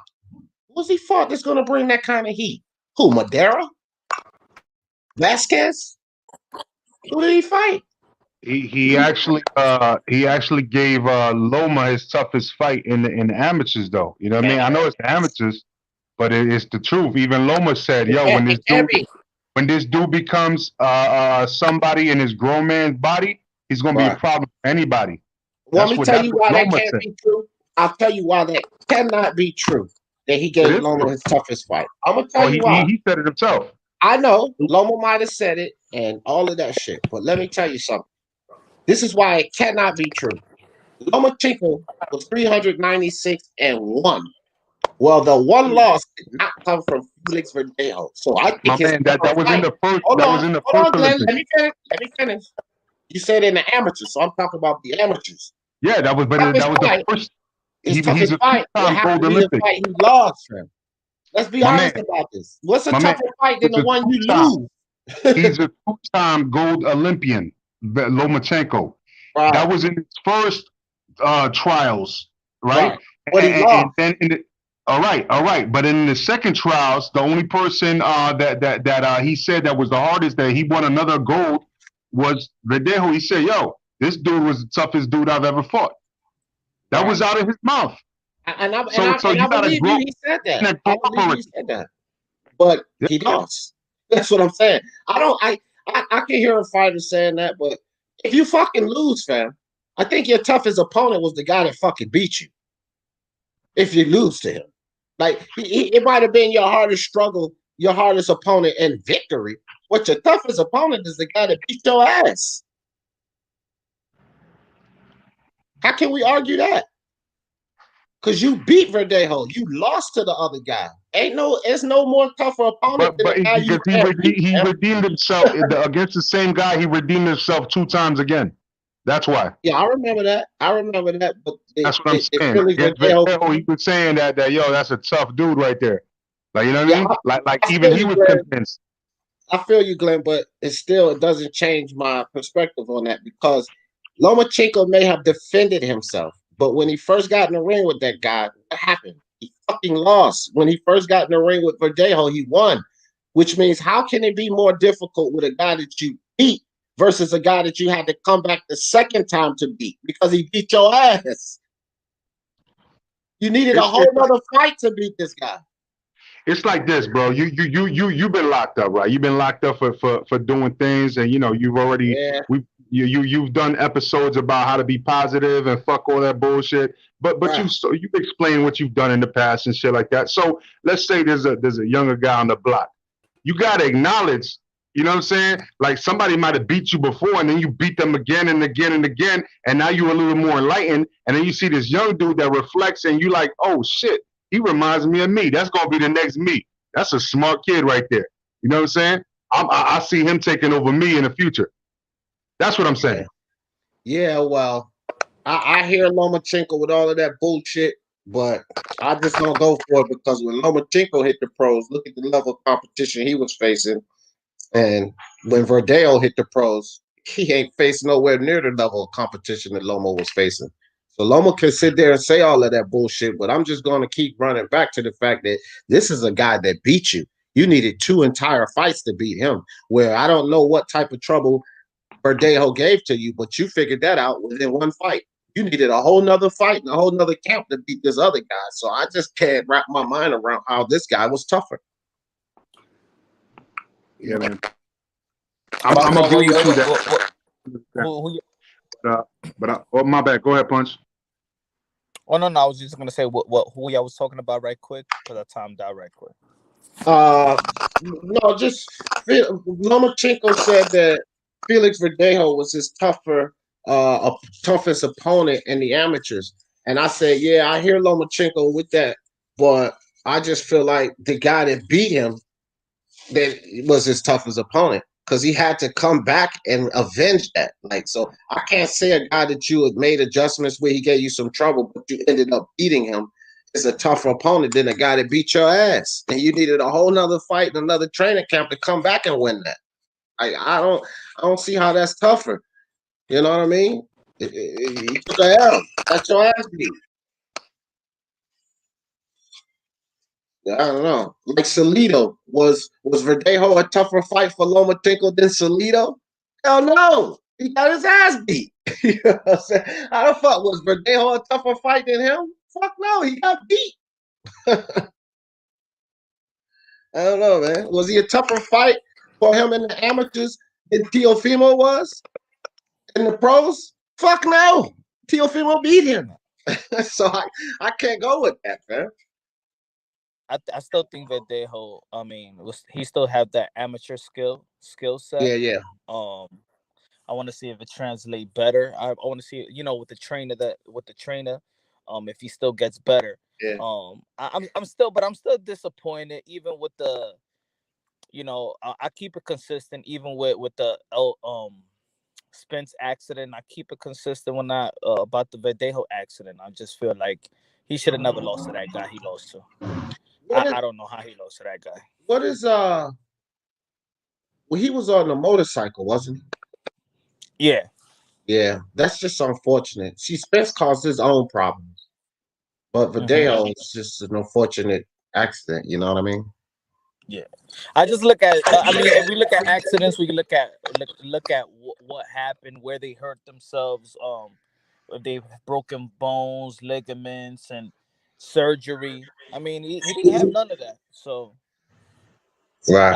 I don't think that he should. I mean, I just didn't think he should have lost to that type of opponent with his amateur skills. Right. And that's what worries me, Punch. That's what worries me because we all know that amateurs is amateurs and pros is pros, but that doesn't always translate. And I agree with Punch. No way. Look, Antonio Torres was a good fighter. Don't get me wrong. That's who he lost to. Antonio Torres, Losado Torres. I remember that. Lozada. Yeah, Losado Torres. He was a good fighter, right? But he wasn't the caliber of fighter. I'm with Punch that I would say Felix would lose to. I expected Felix to beat this guy. Javier Fortuna beat Losado. Yeah, so I think Jose Pedraza beat Losado. Like I thought Felix Verdejo with Punch. I felt like he was supposed to beat that dude. And I agree with y'all. I actually stated that earlier. I said that, you know what I mean? Like, that was a surprise to me as well. However, I did see the change in the way he's living his life right now. So I got to give credit to that. You know what I mean? Because don't get me wrong. Don't get me wrong. Yeah, no, I'm saying, don't get me wrong. Because I get what y'all saying when it comes to he shouldn't have lost. He only had 2 losses, though. But he shouldn't have lost. You know what I mean? You know, as far as Lozado only had 2 losses, so let's not act like he was like 30-2 or something like that.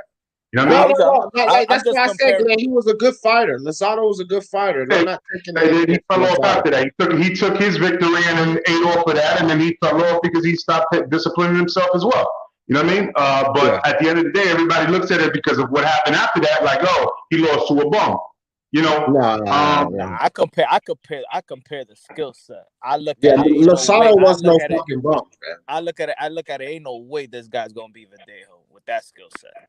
Yeah, that's like what do you mean his skill set, Punch? I think Losado's a decent boxer, but I think he's a good boxer, but I don't think he was on the level. I didn't think he was on the level. I thought Verdejo was better. I still think Verdejo was better. I just don't know. He just didn't have it that night. He wasn't supposed to lose that fight. You're right. I 1000% agree with both of y'all. And that's what I'm saying. Like, when it comes to how Errol Spence, as I was mentioning that, how Errol Spence responded, Errol Spence responded better to the situation because he changed his whole program right away. He realized, damn, I almost lost my life. Felix Verdejo didn't. He was undisciplined and still fucking around.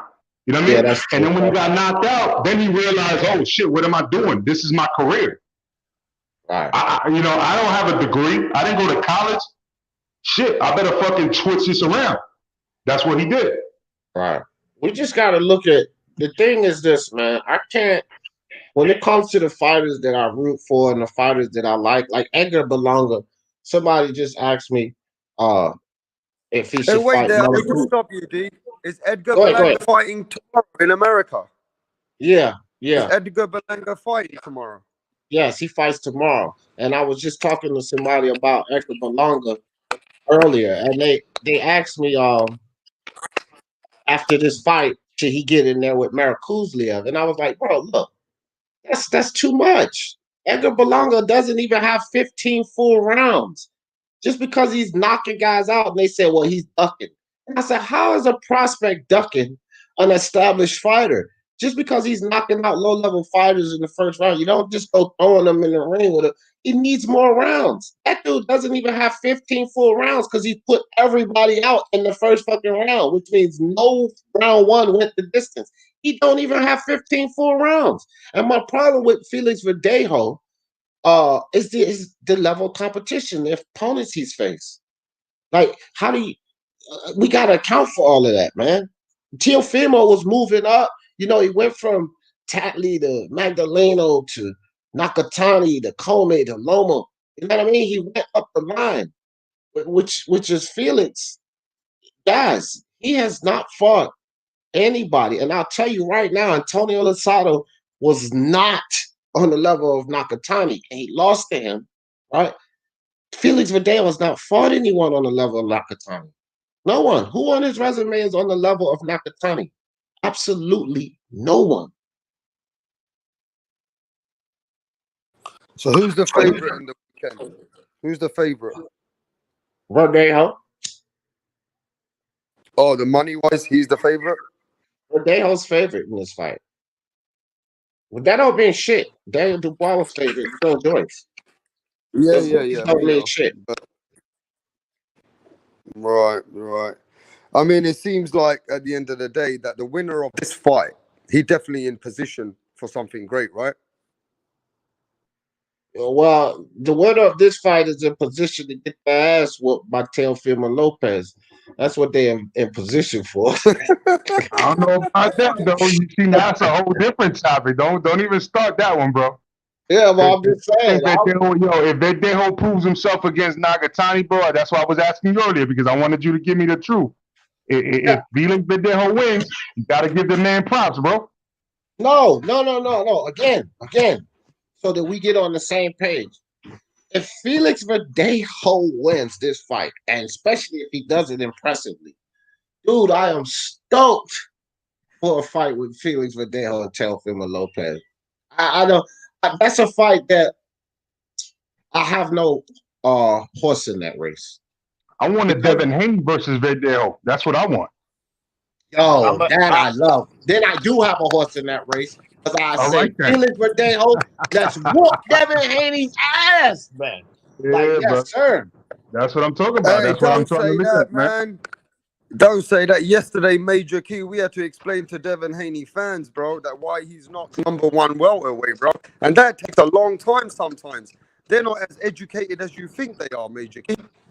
Listen, they're idiots, it's still not even, the job is not even done. Trust me, everybody here needs to continue educating. So I'm gonna lay in the background though because I'm gonna smoke a cigarette and I'm writing some raps because I got a little battle later on tonight. If y'all didn't know about that. Oh, you got a rap battle? So yeah, man, you already know on Mark Nash's channel. So what time is the rap battle? What time is it? Yeah, 10 o'clock. Dude been trolling me for a week now because last week I was on some Crown and Mark Nash came out of the blue. He said we're just going to be freestyling. Then all of a sudden this dude started trolling and talking about we both trash. And Mark Nash, instead of defending his channel, I had to fucking battle this dude and I was drunk as fuck. So I'm going to be honest with you, I sounded like trash. So now I got to redeem myself today.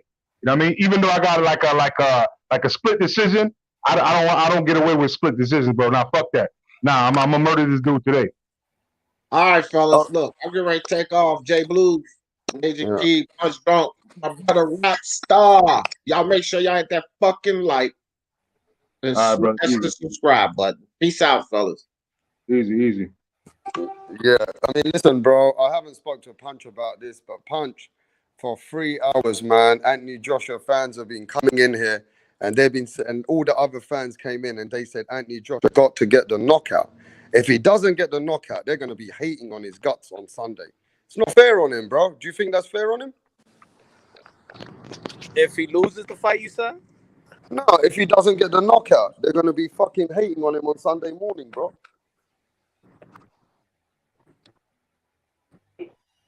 Nah, man. Pulev only lost one time, man. He a tough guy. He's well respected. He's well respected in Bulgaria, and he's.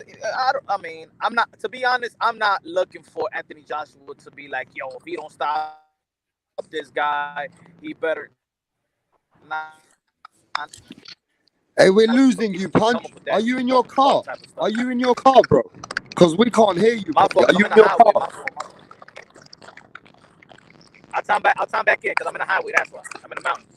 Okay, and Major Key and Blues. I want everybody to know where they can find you, Major Key and Blues. Have you got? Yeah, let me go first, brother. Like because I haven't heard Blues like that. And yo, J Blues, what up, bro? Hey, what up, man? My bad, dude. I do this on panels. I fade off into the background and smoke a little too much. Hey, you smoking Nah, that kush, huh? You smoking that I'm Hazy weed, bro? I'm thinking off into the distance. But what's up, man? What'd you ask me? I said, basically, do you have a channel for the European subscribers, or you don't have a channel yet? I mean, it can be for European. It don't really matter where you're from, man. I love everybody. Yeah, but I do don't you give have a a fuck. channel? Yeah, I have a channel, man. Yeah, let everybody know what your channel is, bro. I'm a musician. I've been a musician for about 15, going on 16 years now. I'm a bluesman. I play the blues and any other genre, but mainly the blues.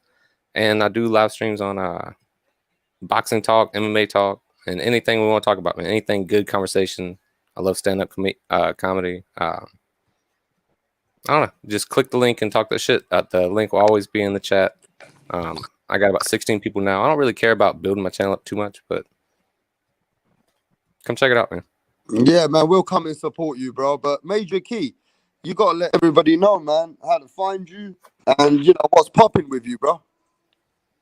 Man, I told y'all, man, like tonight, go to Mark Nash, and then after this, bro, yo, my man Mark Nash, love the guy, bro, but he been actually like entertaining this dude for a week while this dude feel real in his emotions and shit.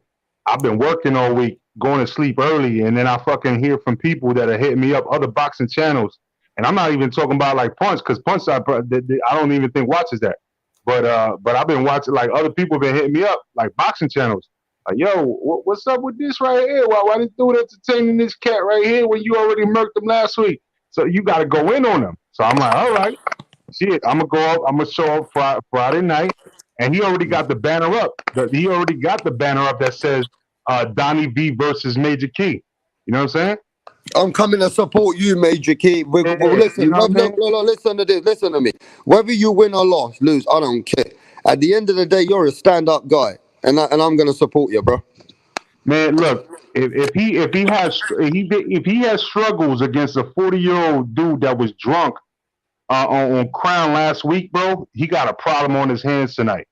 You know what I mean? I'm telling you right now, because I'm clear. I'm not clear-headed because I'm drinking a little bit, but I'm not drinking no Crown. Crown fucks you up. You know what I'm saying? That's why I was Have drinking you the got any Crown to get bars? fucked up. Have you got any bars for my European people? Just even if it's a 10-second bar or a 5-second bar for everybody, Yeah, please. man, they're gonna have to tune in. They're gonna have to tune in, and they're gonna have to support. That's what I'm gonna say right there. Because I'm not gonna freestyle again. Because honestly speaking, he caught me off guard last week anyway, and I enjoy freestyling, man. Like, so I'm not afraid. I'm not one of them pussy ass dudes that are afraid of talking on live. I don't care. You could say what you want about me. You know what I'm saying? Like, I'm confident in my own self. I'm confident in my skin, so it's all good. But shit, you gonna talk shit about me all week? Damn, bro, then you got another thing coming. You know what I'm saying? Like, it is what it is, man. We're gonna get it down tonight. I'll tell you that for real. Yeah, and I also want everybody to know, I don't know what Punch is doing tonight, but a lot of people have asked me who's going live tonight. And while Punch was on it, I wanted to let everybody know what if he's going on live tonight. But I think he's in the car. I Can't can even give you hear this. him. I can give you the schedule, my brother. I'm not going live tonight, but anytime, please subscribe to Major Key Boxing. You know what I mean? Major Key Boxing. You know what I mean? That's me. But then tonight, who's going live is at 10 o'clock. Mark Nash. I think Punch is going live at the same time. But you know, he gives a little bit of business in there. He airs everything out and for like an hour just to let everybody come in. You know what I'm saying? So this shit should be over quick with me and this dude. And then after that, I think Black and Brown is doing free Smoke Friday. Yeah, I just want everybody That's gonna who be at heard 12. this. Gonna be at 12. So everybody who just came in the building, I want you to go and support Punch Drunk Boxing, Major Key, D Jefferson, Speak Your Mind, I don't remember his channel. Speak Your Mind Sports. Yep. You know, go support these brothers. They're total down to earth. They're grinding all the time. The game that we love of boxing. You know what I mean? Major Key got a rap battle going on tonight. 10 o'clock American time. I think that's what you said, right? Major Key is 10 o'clock Yes, American sir. time. Yes, sir. Major Key got a rap battle going on tonight with his crown and his blunt, and he's going to bring his little lyrics, and he's going to, at the end of the day, Major Key's old school, but he's still bringing the flavor in today. So Major Key's still bringing this rap battle in today's world against a known guy who's in the rap game, who's making his own music. And Major Key don't even have a studio, correct? That's true. I just speak for my chest, bro. I'm old school, bro. I speak for my chest. And he came trolling me, and then now he's gonna get trolled. Yeah. Hey, listen. I would like you to put some rap together for some trolls, because we got lots of trolls coming into the channels when we're on live on Punch or when we're on live with Rapstar. So listen, Major Key, I'd like you to put a little rap there for the trolls soon when you're ready, so you can, you know what I mean, put some I lyrics got out you. I there, got bro. you. I'll get something down. You want to put it for like an intro or outro?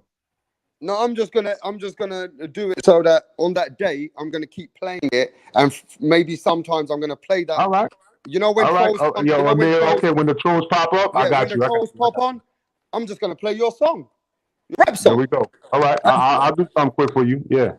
Yeah, that would be cool, man. We can do something like that. But look, Major Key, bro, at the end of the day, bro, we love this game of boxing. Whether you're from Of anywhere course. in the world, we love boxing.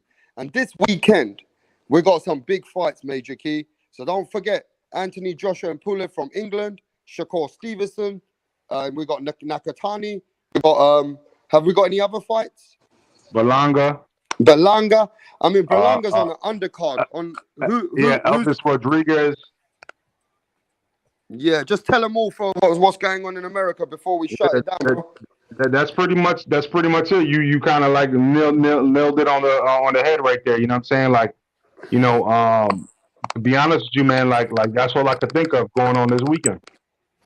But Okay. I'm gonna be honest with you. If Joshua versus Pulev is the most popular one across the planet, but the best fight that's probably gonna happen is Nagatani versus Verdell. That's going to be the most interesting fight because we're talking about the 135 division that's already lit.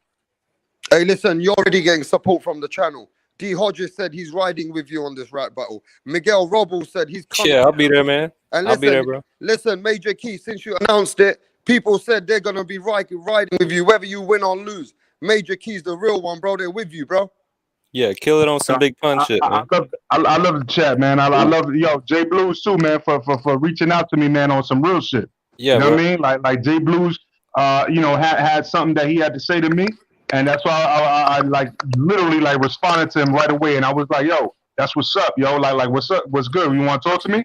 You know what I mean? Because I respect people that talk like men. You know what I mean? I don't respect all these trolls and shit. You know, like Yeah. just call me, just talk to me, like talk to me. I'm a grown ass man. You know what I mean? Yeah, bro. Yeah, I love everybody, man. I reach out to everybody. I try Let me to. just let everybody know what's going on in the chat. Andre Rodriguez said, please don't forget about Huey Fury is fighting in England.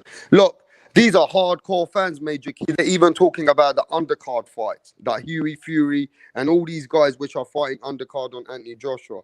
So it goes to show you our channel is hardcore because they're even watching the fighters which are domestic in my country. So I respect the chat, bro. I respect everybody in the chat because they showed so much love, Blues, to my fighters since I've had channels from England and America.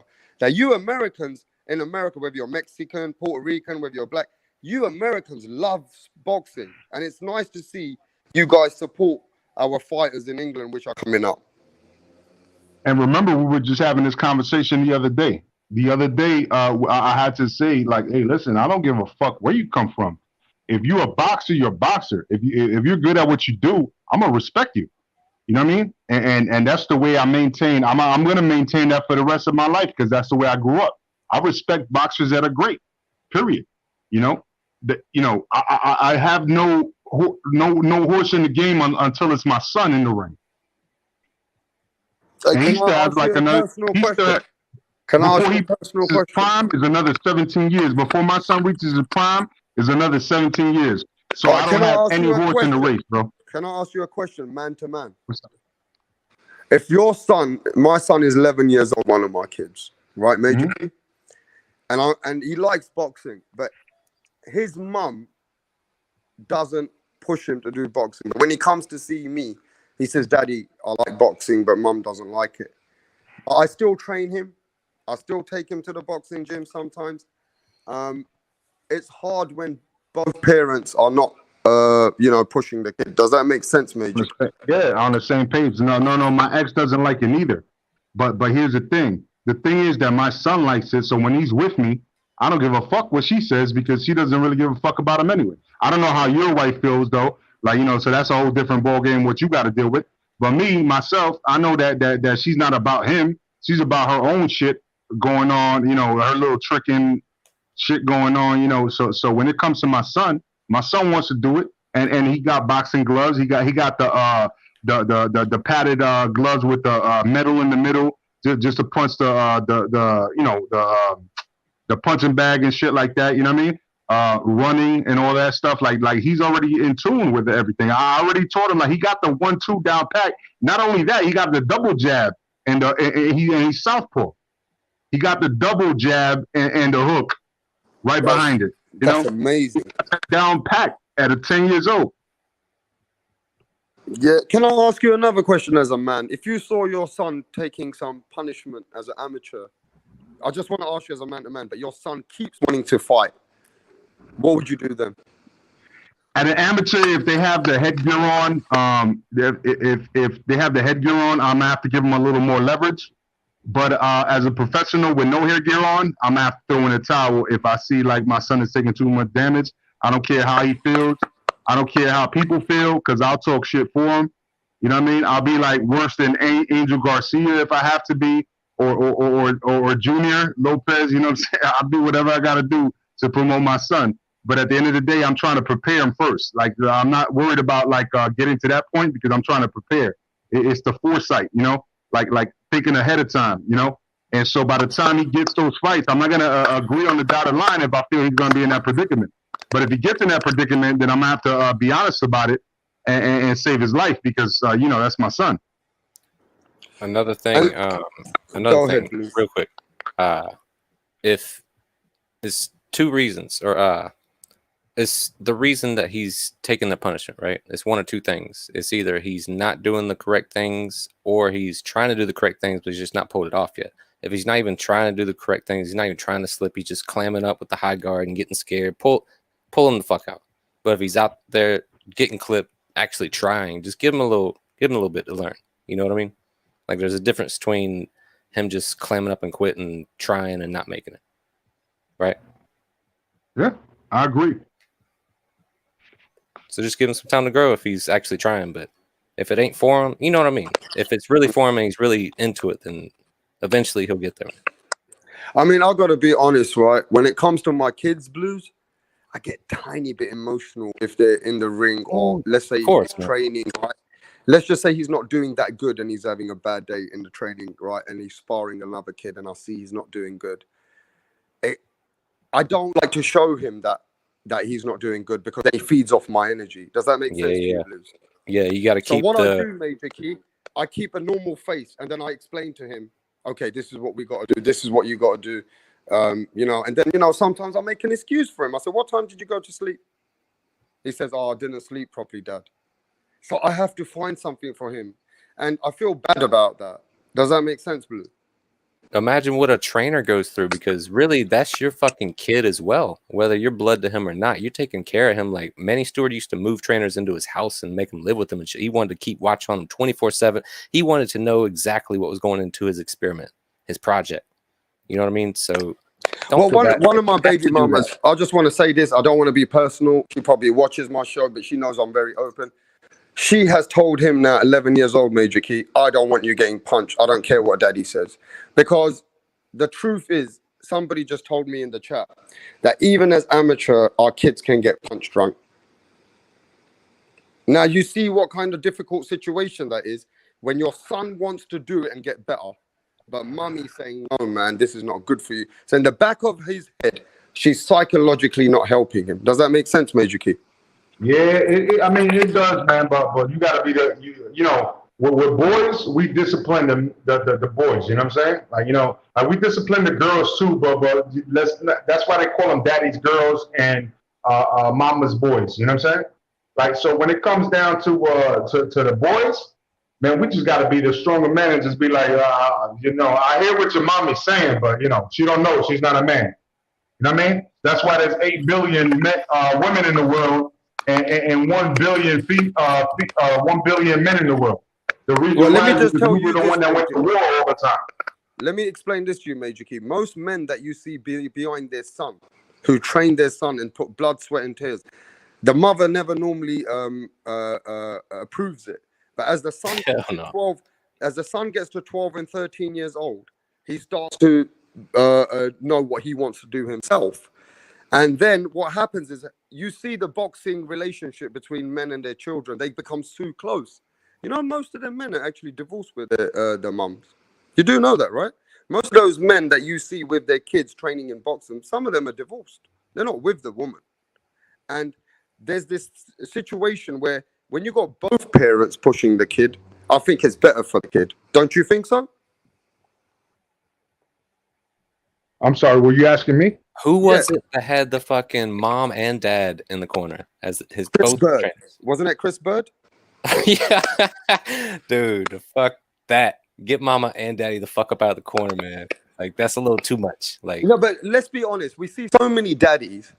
Is it time for mummies to come in and coach their kids? Is it time for mummies to if step they're up? like Ann Wolf and they got a masculine tone and they tell motherfuckers to get out there and put the motherfucking work in, god damn it, put the shit like yeah, fire people if they're like that, yeah. Why not? Most people are not though, right? They're not, man. That's why Ann Wolf's so awesome. And Teddy Atlas and Emmanuel Stewart would lay into his fighters, man. Like he was man, screaming Emmanuel at him, Stewart. dude. Let me tell you guys something about Emmanuel Stewart that a lot of people don't even realize. He let Andy Lee live at his house because he believed in him so much. He let him live in his house for like 1.5 years, 2 years or something like that. All right. So Andy Lee was an Irish guy. You know what I'm saying? And Andy Lee, guess what? He's the one that dropped Kid Chocolate the first time.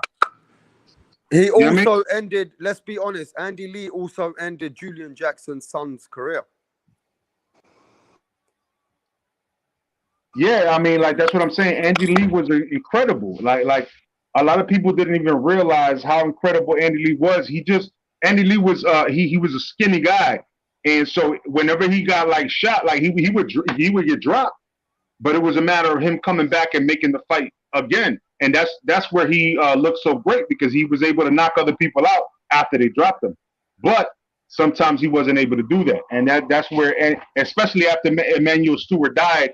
Like he didn't really have that coaching, that ear, you know what I mean, or that voice in his ear that was telling him, hey, you could do it, you could do it, you could do it. But Emmanuel Stewart believed in him. Dude, everything Emmanuel Stewart touched turned to fucking gold. Like he didn't have to be with you for that long. Just a little bit of an anointing, and you was blessed. Like you was shining. Hey, some people have just made some good points. Some people have come on our chat and said, Blues and Major Key, listen to this one. Most kids who parents don't listen or don't approve them doing boxing, they want to do it more and they do it behind their back and they end up becoming something. Yep. The Lights more of fire, you say no mysterious. yeah. Do you know what's the problem with my son, Major Key, my middle son? The more you say no to him, the more I see a fire in this boy.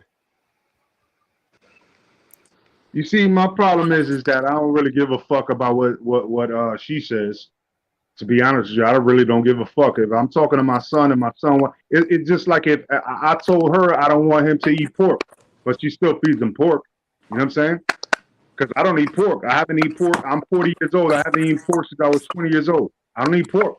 So, but you still gonna feed him pork because you feel like that. And then guess what? He's telling me that he wants to fight. So I'm gonna fucking teach him how to fight. That's it. You know? Yeah, but would if your son said to you that, look, Dad, Mummy doesn't want me to fight, but I'm gonna fight with or without her, and at the end of the day, we need to put Mummy straight about this. And say if he says, look, Dad, I'm gonna do this with or without your support.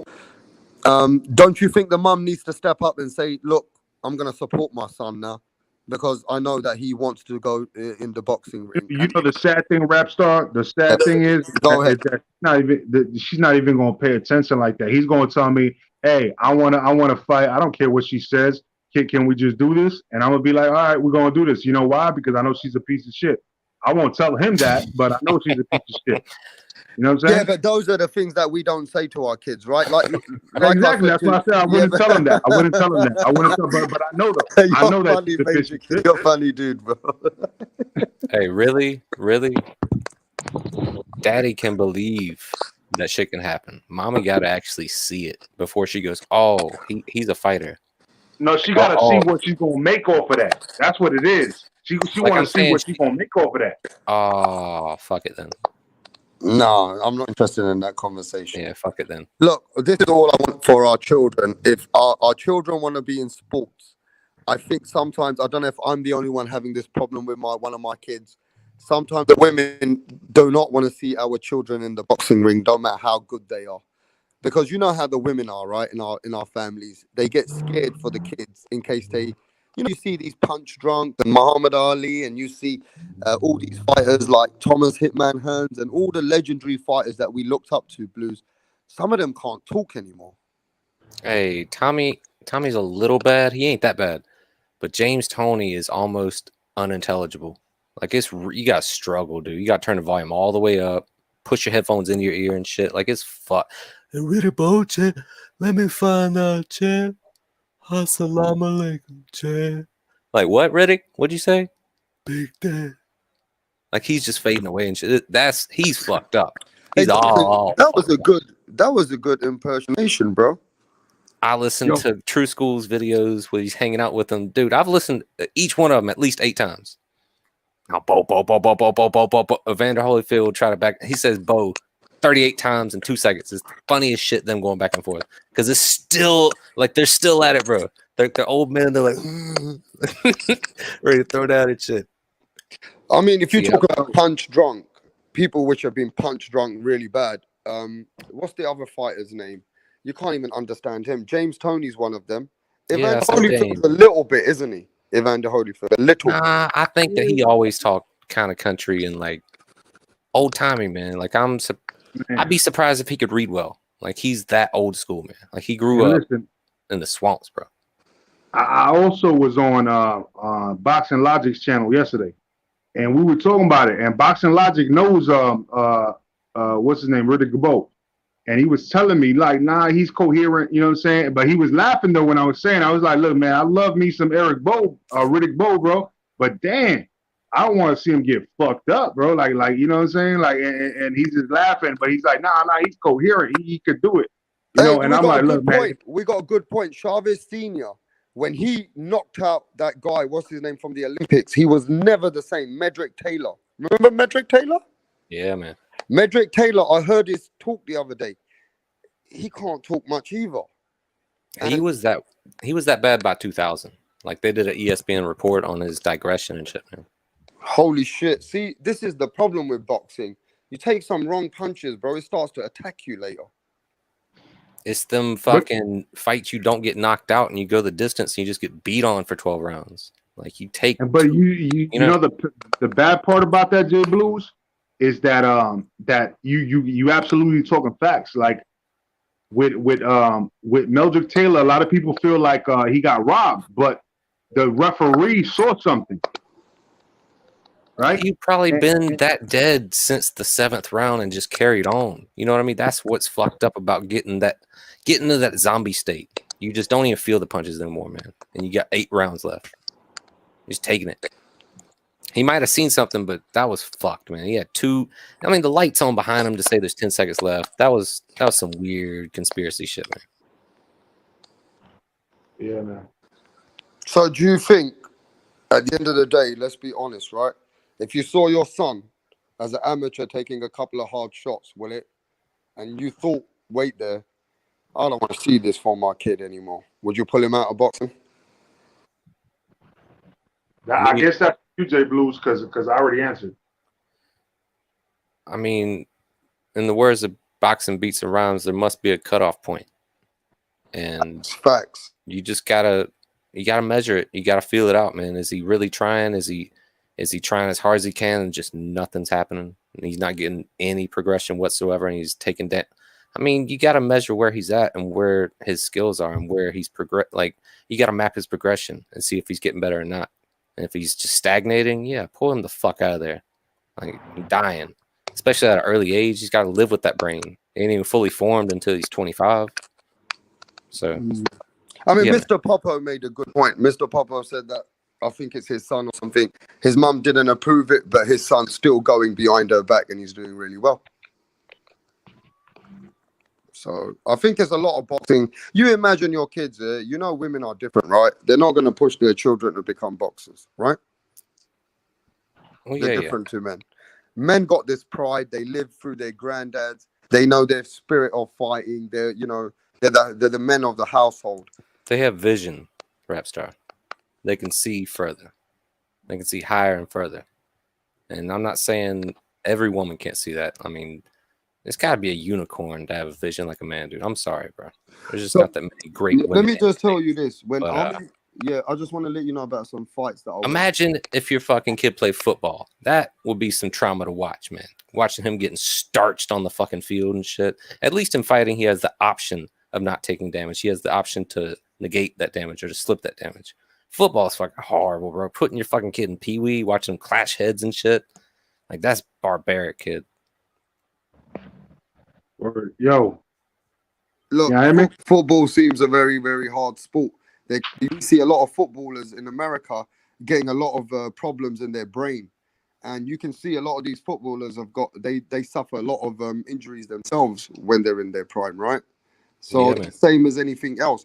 You got people, the Major Key, they do horse riding called polo in England. People die from that, right? Whoa, they die?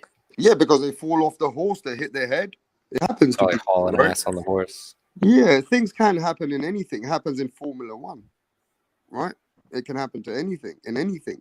But look, I think personally, boxing is such a brutal sport that people forget how hard it is to be a good boxer.